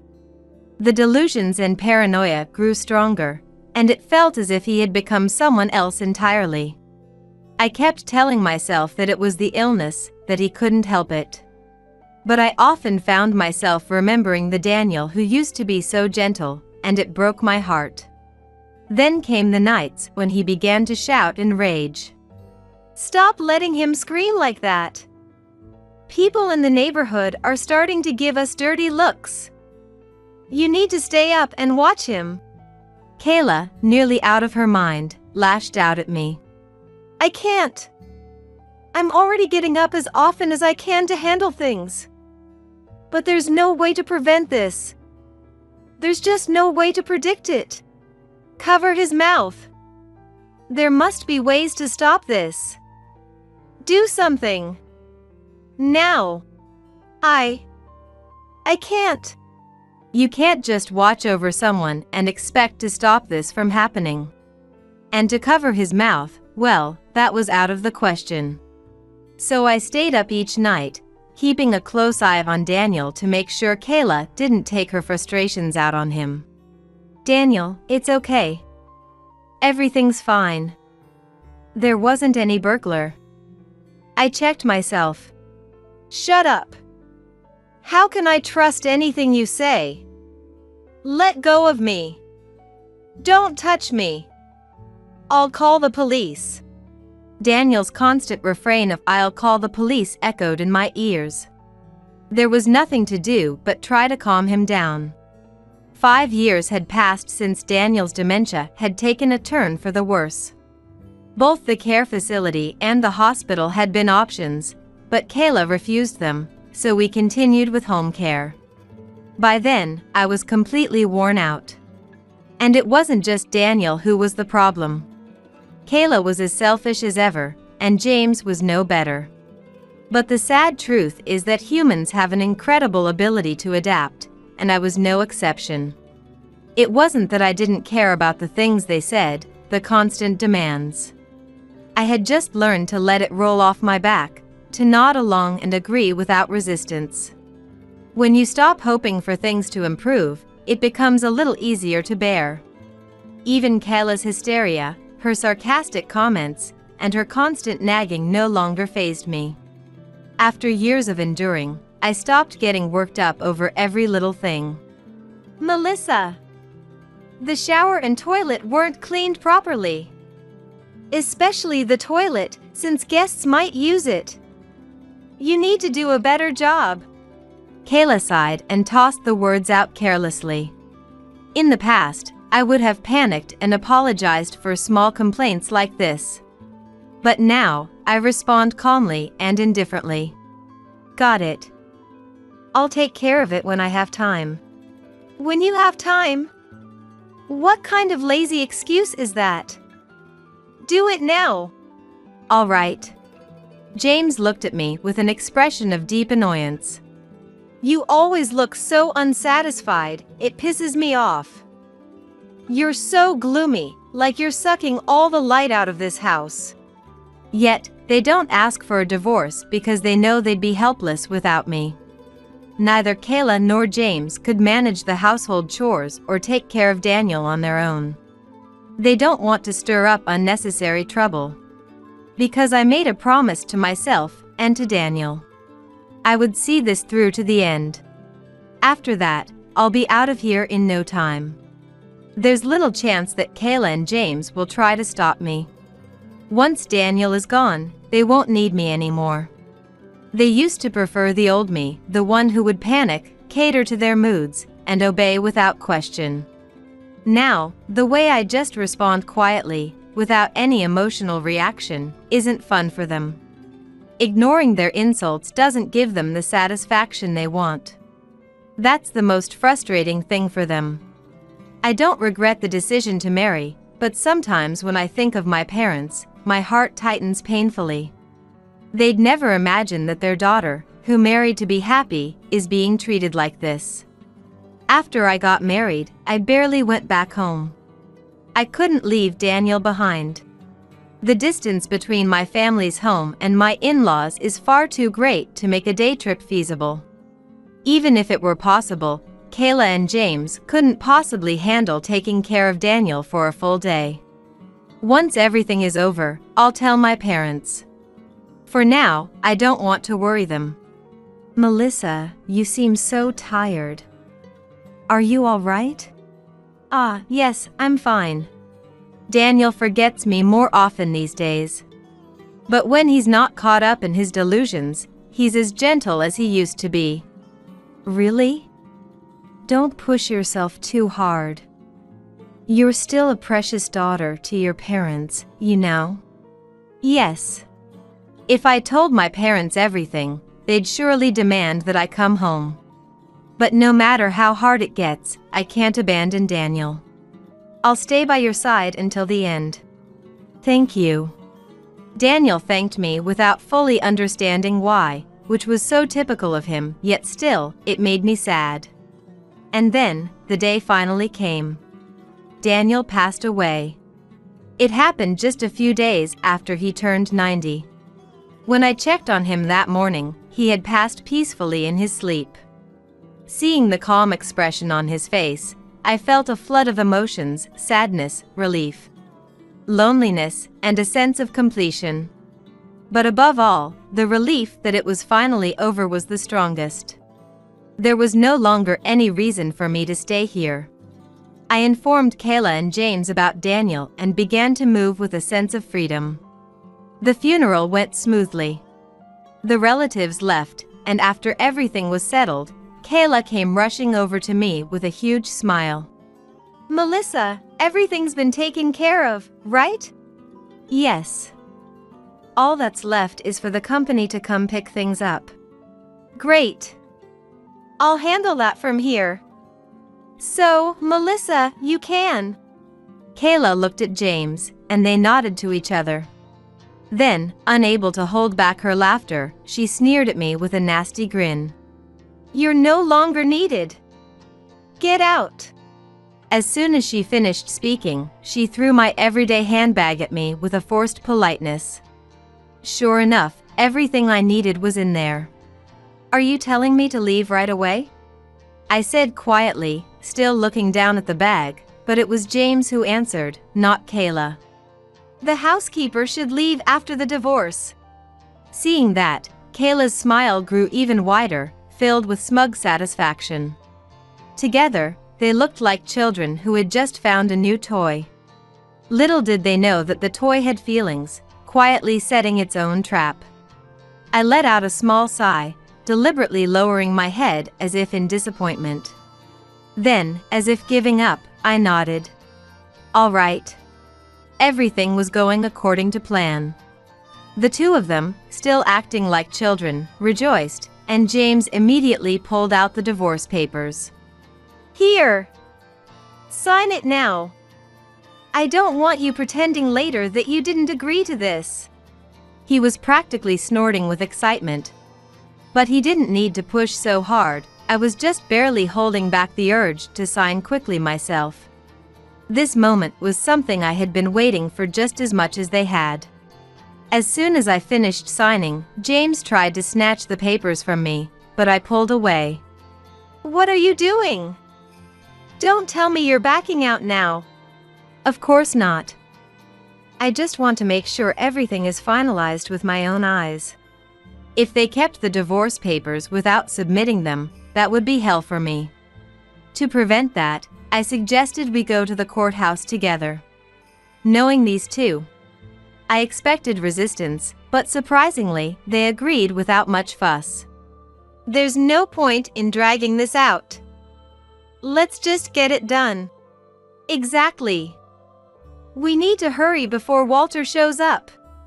It seems they're going to talk about inheritance and the will today. Apparently, they've always trusted the family's finances to their personal lawyer, Walter. They were in such a rush to get rid of me because they didn't want me involved in that conversation. When the three of us in our black outfits arrived at the courthouse, the staff seemed a bit taken aback. But the divorce papers were processed smoothly. Now we're officially strangers. Man, 15 years was a long time. Now I'm single again, and with my dad's inheritance coming soon, the future looks bright. We better get home and get ready for Walter. Oh, Melissa, this is where we part ways. Call a taxi or something, you can find your own way back. They were so determined to keep me out of the inheritance discussions. But there was no need for that. I had no intention of sticking around anyway. Well then, I said, and by the time I turned, the two of them were already getting into their car. Not a shred of sentiment, just pure rudeness until the very end. Daniel, I hope you stay well. I murmured quietly in the direction of the family home and then called my parents to let them know about the divorce. As I got off the plane and headed for the exit, my mother, Sabrina, waved to me with a bright smile. Congratulations on your divorce, Melissa. Her words didn't quite match her expression, and I couldn't help but laugh. "Thank you." My father, Brian, was waiting in the car, and as soon as he saw my face, "Congratulations on your divorce," he cheerfully said. "You really did well. Melissa, you're our pride and joy." "It's true. I'm so glad you made it back. It's really good that you didn't get stuck in that situation." Even after that, my parents kept showering me with praise. I couldn't bring myself to tell them everything about my marriage. But somehow, with their intuition as parents, they seemed to know. They kept encouraging their 42-year-old daughter, who had come back after a divorce, with so much warmth and care, and I felt such a sense of relief that I fell asleep on the way home from the airport. Even after we got home, they treated me like a guest. The table was filled with all my favorite dishes. I almost felt guilty about it. "Thank you, Dad, Mom. We're spoiling you for today, but that's it. Yeah, tomorrow you need to start job hunting. We're not feeding you for free." It had been so long since I'd had a hot meal. Laughing together as the three of us sat down to eat, the food tasted amazing. And for the first time in a while, I woke up in the morning without being disturbed during the night. I stretched out, feeling good, and reached for my smartphone on the bedside table. But the moment I looked at it, my peaceful morning was interrupted by a name I dreaded. Because I had set it to silent mode, I hadn't noticed, but there were countless missed calls from Kayla, starting as early as 5 a.m. It's fine if she wants to get up early, but that's not an acceptable time to be calling other people. As usual, Kayla was completely oblivious to basic social norms. She probably thinks the world revolves around her. I had a good idea of why she was calling, but there was no reason to return her call at such an ungodly hour. Leaving my smartphone on the bed, I headed downstairs. Mom was already in the kitchen, making breakfast. Should I mention Kayla's calls? As I was debating, the house phone suddenly rang. "What? No, it couldn't be." I glanced at the clock, just past 7 a.m. Not even Kayla would call my parents' house this early, right? But I had underestimated her. The look on Dad's face as he answered the phone was tense. I couldn't hear the conversation, but from his expression, it was clear the call was unpleasant. After about 5 minutes, he hung up the phone. "Dad, was that?" He nodded slowly. Apparently, as soon as Kayla started talking, she had demanded to speak to me, shouting, "I need to talk to Melissa. Get her on the phone." Dad told her that Melissa had divorced and come back home, that she was no longer part of her life, but Kayla wouldn't listen. She was furious. No matter how politely I tried to explain, it was useless. She was so persistent that I finally just hung up and disconnected the phone line. Dad, chuckling as he said that, seemed so dependable. But with Kayla, normal reasoning didn't apply. Sure enough, after breakfast, when I checked my smartphone again, there were even more missed calls, dozens of them. She's desperate, isn't she? She must have figured it out. At this rate, she might even show up at the house. As I was pondering what to do, my phone started ringing in my hand. I figured it was better to set up a meeting with her than to let her barge in and cause trouble for my parents. I prepared a call recording app, took a deep breath, and answered. "Finally, you pick up. After all those calls, any decent person would have called me back by now. Don't you think it's rude? I even called your parents, and they didn't understand anything. What's wrong with your family? You all need a lesson in basic manners." That shrill voice of hers cut through. Not just into my ears, but deep into my skull. And of course, she didn't mention anything about her behavior, only acting like I was the one who was out of touch. Well, from where I'm standing, Calling someone at 5 a.m. is what I would call rude. She clearly hadn't expected me to push back. Thinking back, throughout our marriage, I was always criticized to the point where I eventually gave up even trying to voice my opinions. So, when I shot back a sarcastic response, it must have taken her by surprise. I could almost picture Kayla, stunned, on the other end of the phone. Strangers? What are you talking about? You were my son's wife just yesterday. See, you just said it yourself. Just yesterday. I've already filed for divorce, so we're strangers now, aren't we? All you do is make excuses. What's wrong with you? You're so rude. You're the one who's been saying rude things to me first.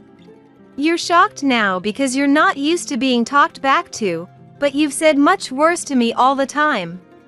Kayla might think being her son's wife gave her the right to do whatever she wanted. But that didn't mean she had free reign over me. I'm human too.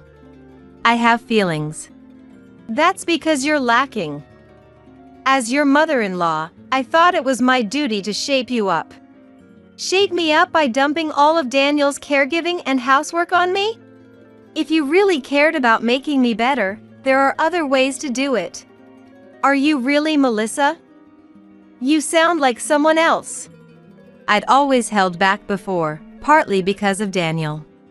And partly because I feared that if I pushed too hard, she wouldn't agree to the divorce. I'd been waiting for this moment. So, what's the real reason you're calling? I don't think either of us is gaining anything from this conversation. It's about the life insurance. Just as I expected. Back when Daniel was still alert and healthy. He had brought it up first. Melissa, you're not even blood related, but you've done so much for me. Honestly, I'd rather you just get divorced and let you go, but I know they'll never allow it. So, the least I can do is leave you something after I'm gone. Daniel. As grateful as I was for Daniel's intentions, I knew his family might try to nullify his will. That's why we came up with the alternative of naming me as the life insurance beneficiary. Sure, I'd have to pay taxes on it, but it was better than nothing. Daniel had changed it quietly. You forced Daniel to change it, didn't you? Taking advantage of him when he didn't know any better. Of course, I didn't. And if you check the records, you'll see he made the change before his dementia set in. Feel free to investigate. Kayla didn't seem to have a retort. I could only hear her frustrated breathing through the phone. Playing dumb, huh? Then let's meet again and settle this. If we don't, we'll keep hounding you forever. All right. So, we agreed to meet in person. That weekend arrived. We gathered in a private room at a restaurant located midway between us. Kayla had complained, saying, "Why do we have to go out of our way?" But James had convinced her that the sooner this was resolved, the better. The discussion included James, Kayla, me, and Walter. I had also brought my parents along just in case, under the condition that they wouldn't mention a word during the meeting. It seemed they had noticed the life insurance issue before getting around to the inheritance. So the estate hadn't been finalized yet. This works out perfectly. We can settle it all at once, Kayla said smugly. Her words reeked of false bravado. It seems like Kayla wanted to show off by making Walter come all the way here. However, the situation turns out to be completely the opposite of what Kayla expected. What? What did you just say? Kayla, her lips trembling, looked flustered at Walter's words. Without changing his expression, Walter calmly repeated the same words. Since Melissa has completed the adoption process, she is included as an heir to the estate. Therefore, Daniel's estate will be divided among the three of you present here. The room fell silent. Once again, it was Kayla who broke the stillness. That's a lie. Melissa is an outsider.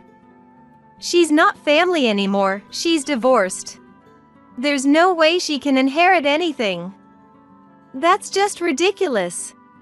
James nodded so vigorously his head seemed like it might fall off, joining in right after Kayla. She's not even blood related, and she's divorced, so on paper, she's a stranger now. So how can Melissa end up getting the same amount as me?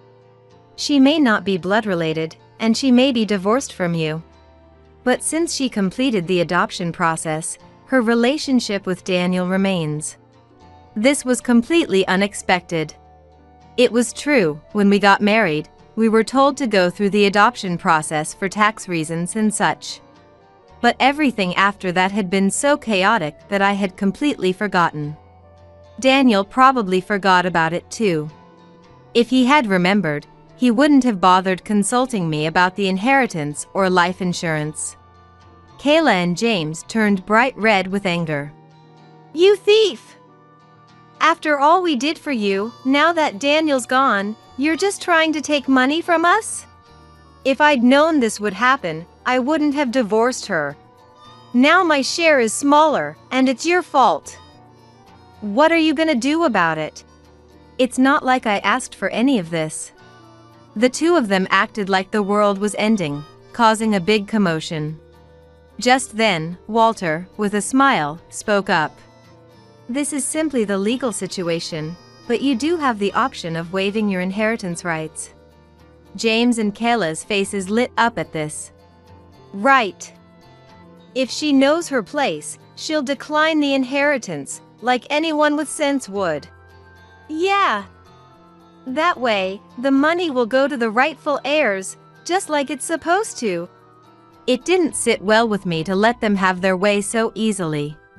But at the same time, it felt awkward to accept an inheritance when I wasn't even his biological daughter. The life insurance issue was something Daniel had insisted on, and it had taken a lot to convince myself that it was okay. I don't know. Seeing me hesitate, Walter stepped in again with a smile.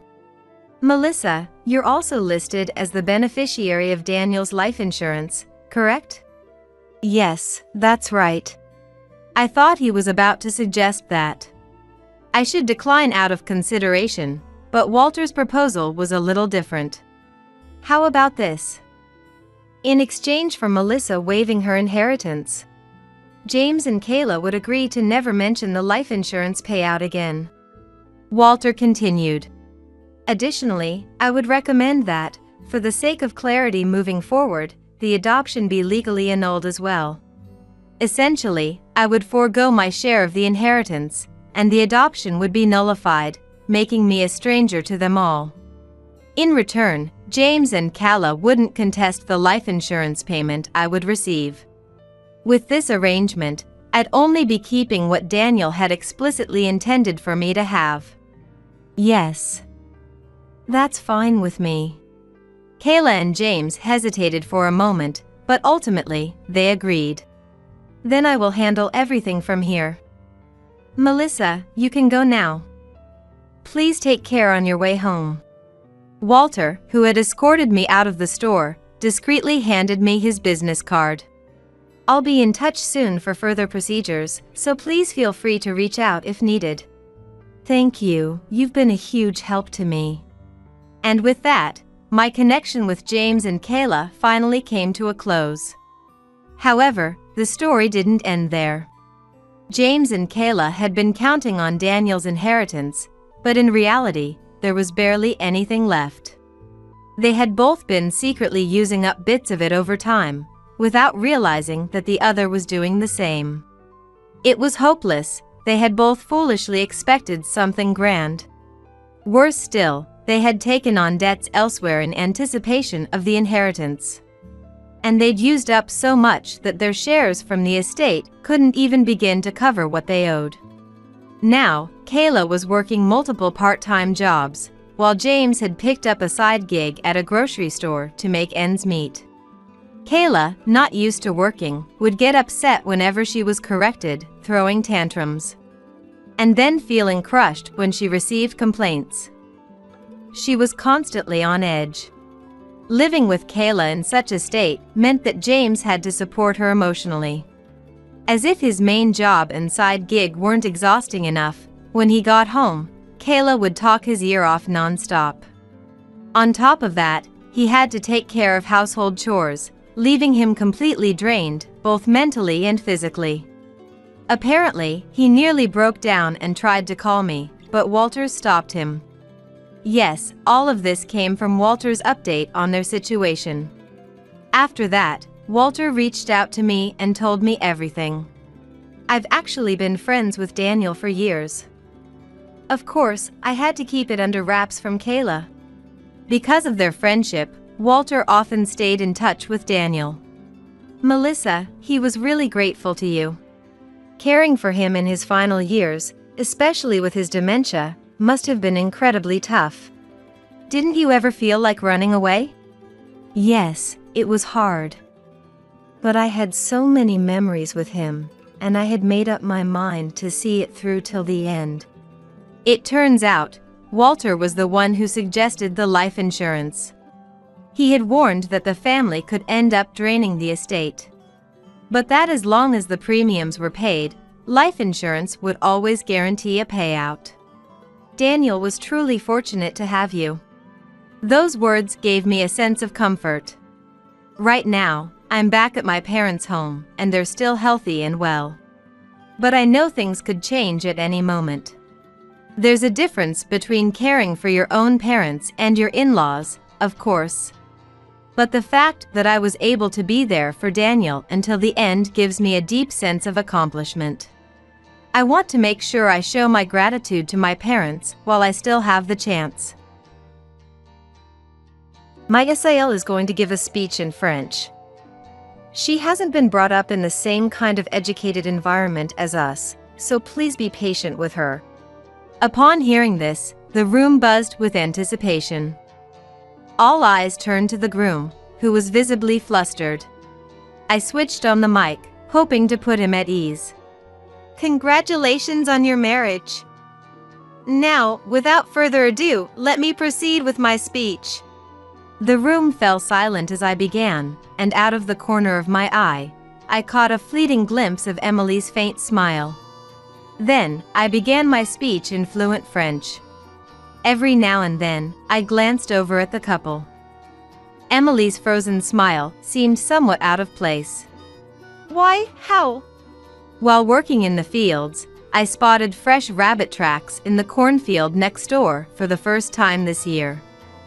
I paused my work to take in my surroundings and locked eyes with a rabbit and its baby. The mommy rabbit was feeding on grass with its tiny baby, a sight that was truly heartwarming. Oh, how cute!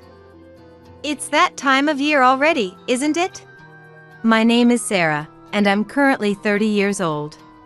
Right now, I'm planting corn in a carefully prepared field. This farming work is monotonous, and often makes me lose track of time. Before I knew it, it was already evening, so I decided to stretch a little on the spot and call it a day. As I was brushing the dirt off my clothes with my hand, I caught the eye of a familiar farmer who was also getting ready to head home. We exchanged friendly nods. The neighborhood farmers have always been kind, and they taught me patiently even when I was a 16-year-old who knew nothing about farming. I chose not to go to high school and have been living off a mix of farming and part-time jobs. This way of life started when my parents were killed in an accident when I was still in middle school, leaving behind me and my younger brother, Jason. Jason and I were taken in by our maternal grandparents, who treated us with more kindness than anyone else despite our childhood inability to fully understand what was going on. Thanks to them, we were able to quickly recover our smiles without falling into despair. However, our grandmother was frail and often sick. She acted strong in front of Jason and I, but our grandfather, who was supporting her while working, was brave but visibly worn out. Given that we had just moved in, our lives were certainly stretched to the limit. At that time, our grandmother was taking care of house chores and us to the best of her ability, but her health was uncertain, and we didn't know if she would need to be hospitalized long-term. I saw how she tried to act cheerful around us, but I would hear her cough at night, and our grandfather leaving for work before we woke up. Seeing Jason's innocent face sleeping peacefully next to me, I made up my mind not to pursue high school but instead to work. At first, I started delivering newspapers, but because I wanted Jason to go to high school, I took on another part-time job in farming. It was tough at first, but Jason was able to attend high school and focus on his studies.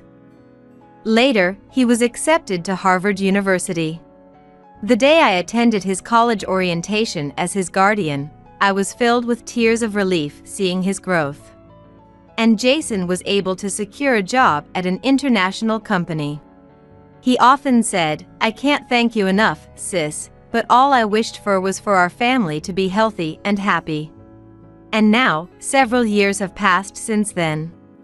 Our grandfather retired and decided to prioritize supporting our grandmother at home.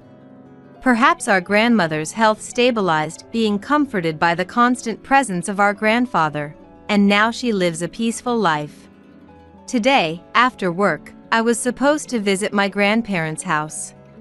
Jason, who often travels for work and moves around, rarely gets a chance to see our grandparents, so I make sure to visit them regularly. After cleaning off the dirt, I got in my car and headed to my grandparents' house. As I drove, it got progressively darker, and by the time I arrived, it was completely dark. I parked the car and opened the slightly old door. I'm home. "Welcome back, Sarah." "Hey, Sarah's here." Then, I could hear quiet footsteps from the back. "Sarah, you look well. You haven't had dinner yet, right? It's ready, why don't you join us?"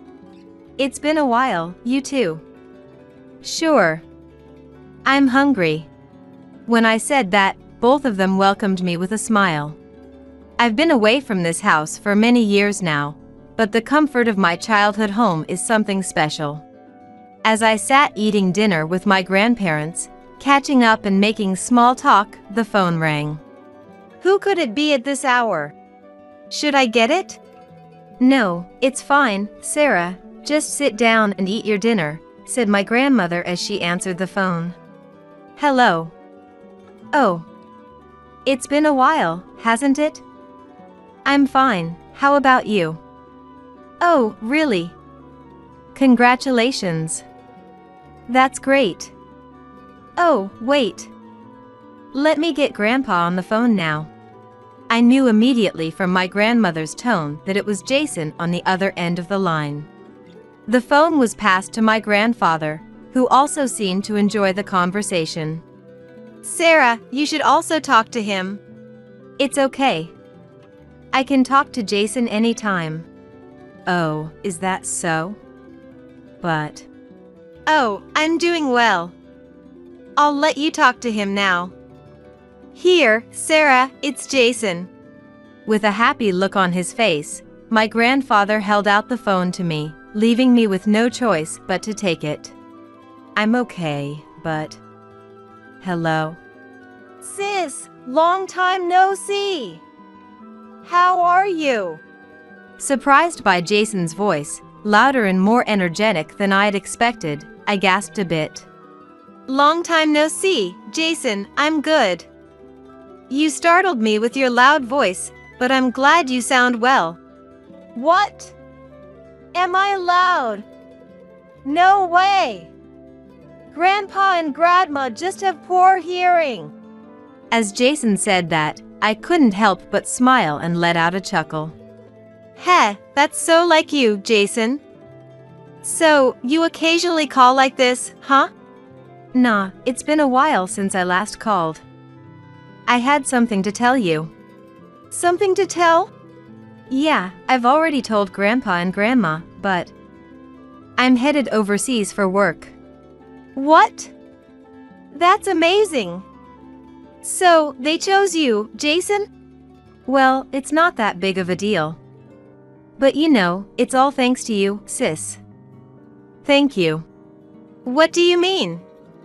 It's all because you've worked hard, Jason. So, was this call to tell me you won't be able to return home for a while? There's one more thing. Actually, I'm getting married at the same time too. What? Really? Congratulations! I'm so happy for you. I really wanted to introduce her to you sooner, but I've been too busy with work these past few years. That's why I had to tell you on the phone like this. That's all right. Being busy is a good thing. Thanks, sis. So, my assignment is in Paris. I'll be living there for the foreseeable future. We're thinking of holding the wedding there, so come over with Grandpa and Grandma. I'll cover the travel expenses, of course. Paris! When I looked at my grandparents, they were beaming, perhaps happy for Jason. But I started to worry that taking the elderly couple on such a trip might be too much for them. Jason, I'd love to go, but taking these two... I know. It would be bad if something happened. I wanted them there for the special moment. Oh.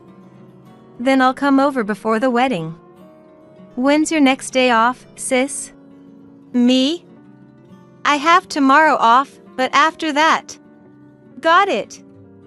Then I'll bring her over tomorrow. Let Grandpa and Grandma know. What? Wait. That's pretty short notice. Wait, did you have some plans, sis? Not really, but mental preparation. You don't need that. She's a really nice girl. I'm sure you'll like her. Oh, I gotta get back to work, so can you tell them? Bye. Wait, hold on. The call ended abruptly, and I reluctantly hung up. I see, our Jason getting married, that's wonderful. That's right, he used to be so small. I'm so happy for him. Oh, Sarah, is the call over? What did Jason say? About that, he's bringing his fiancée over tomorrow. Tomorrow? I explained to my surprised grandparents that I was worried about taking the elderly couple to an overseas wedding, and I guess Jason wanted to meet them before his overseas assignment. I see.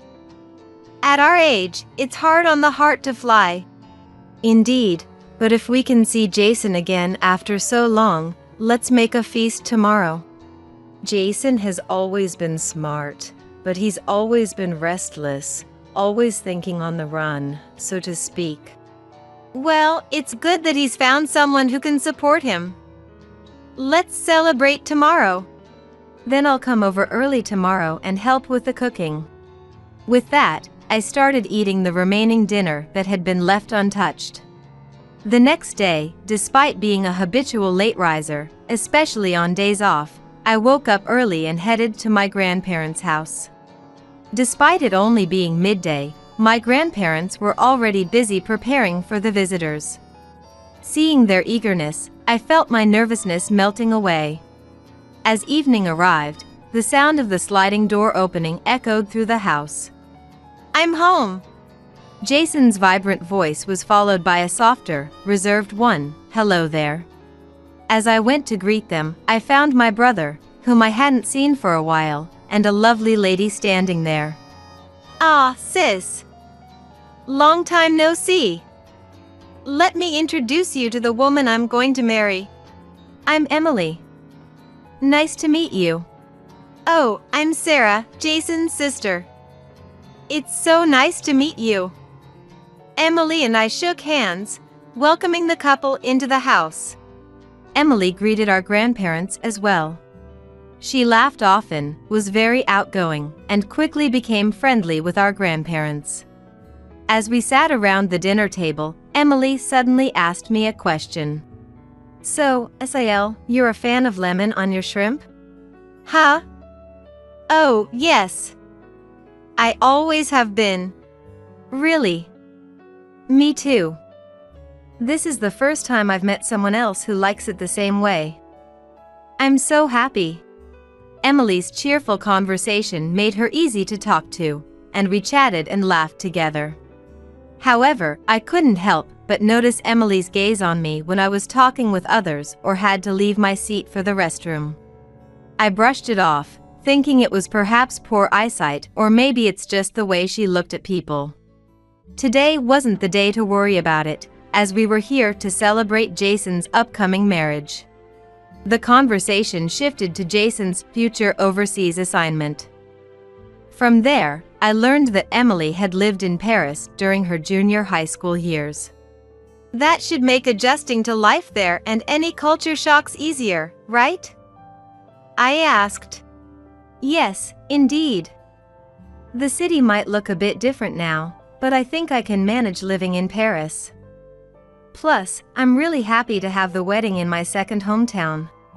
All of this, including my overseas assignment and meeting Emily, I owe to you, sis.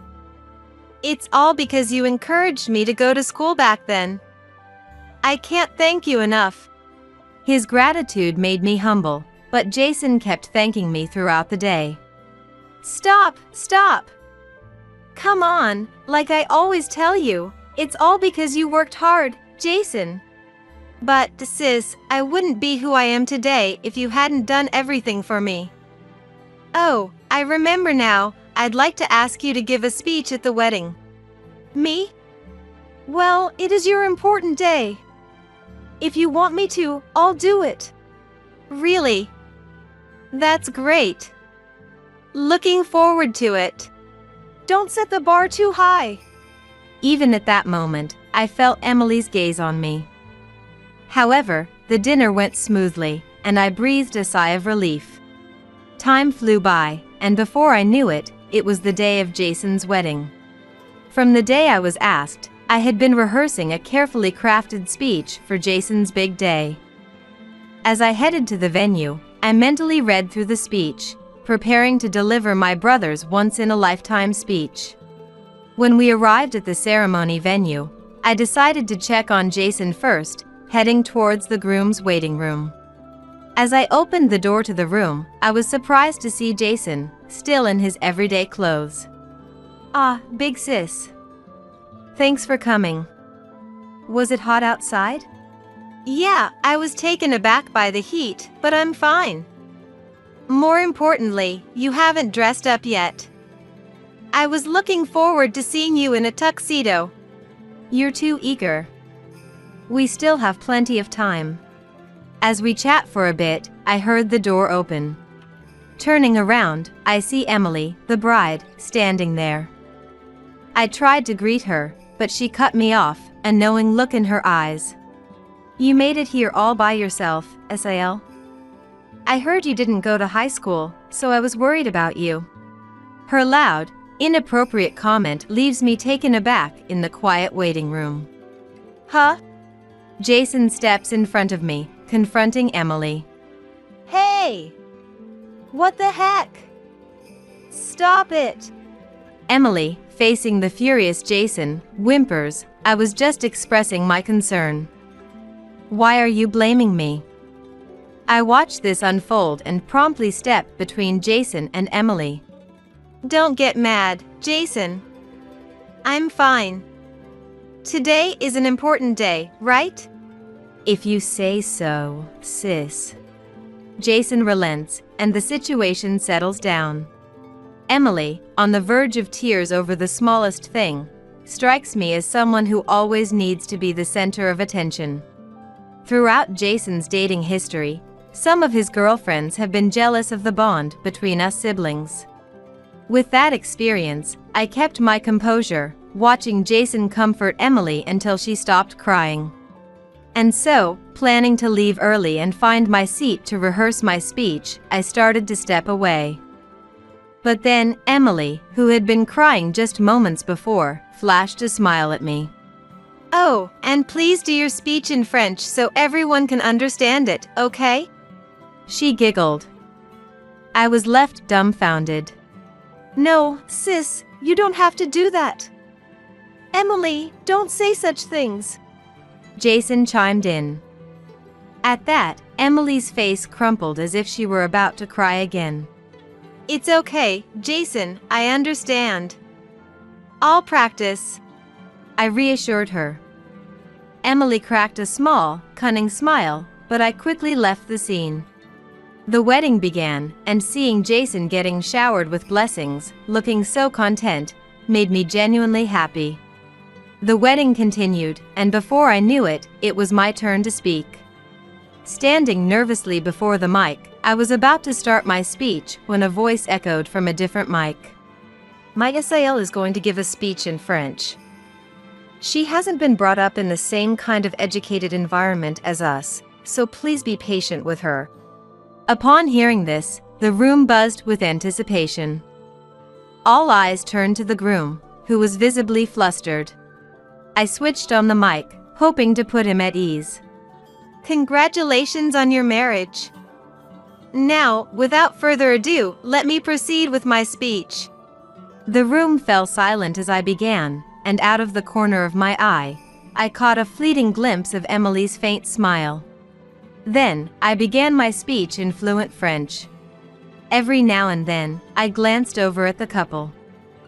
Emily's frozen smile seemed somewhat out of place. Why, how?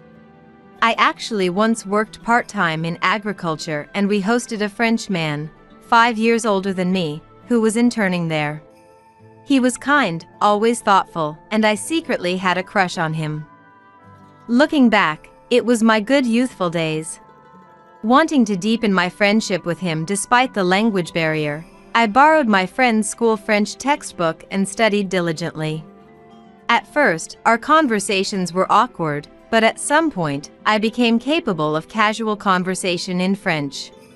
As my jokes during the speech set the room roaring with laughter, I noticed Emily seemed completely lost.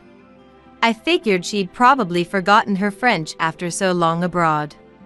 On top of that, her 3 years of middle school abroad had taught her that, unless you're keen on learning, you can get by with just gestures and vibes. Just as it's hard for a child to understand what adults talk about, it seemed unlikely Emily understood everything that was happening. As my speech drew to a close, I saw Jason, deeply moved, crying out loud. Beside him, Emily, clueless as to why Jason was crying. As I finished speaking, the room erupted into applause.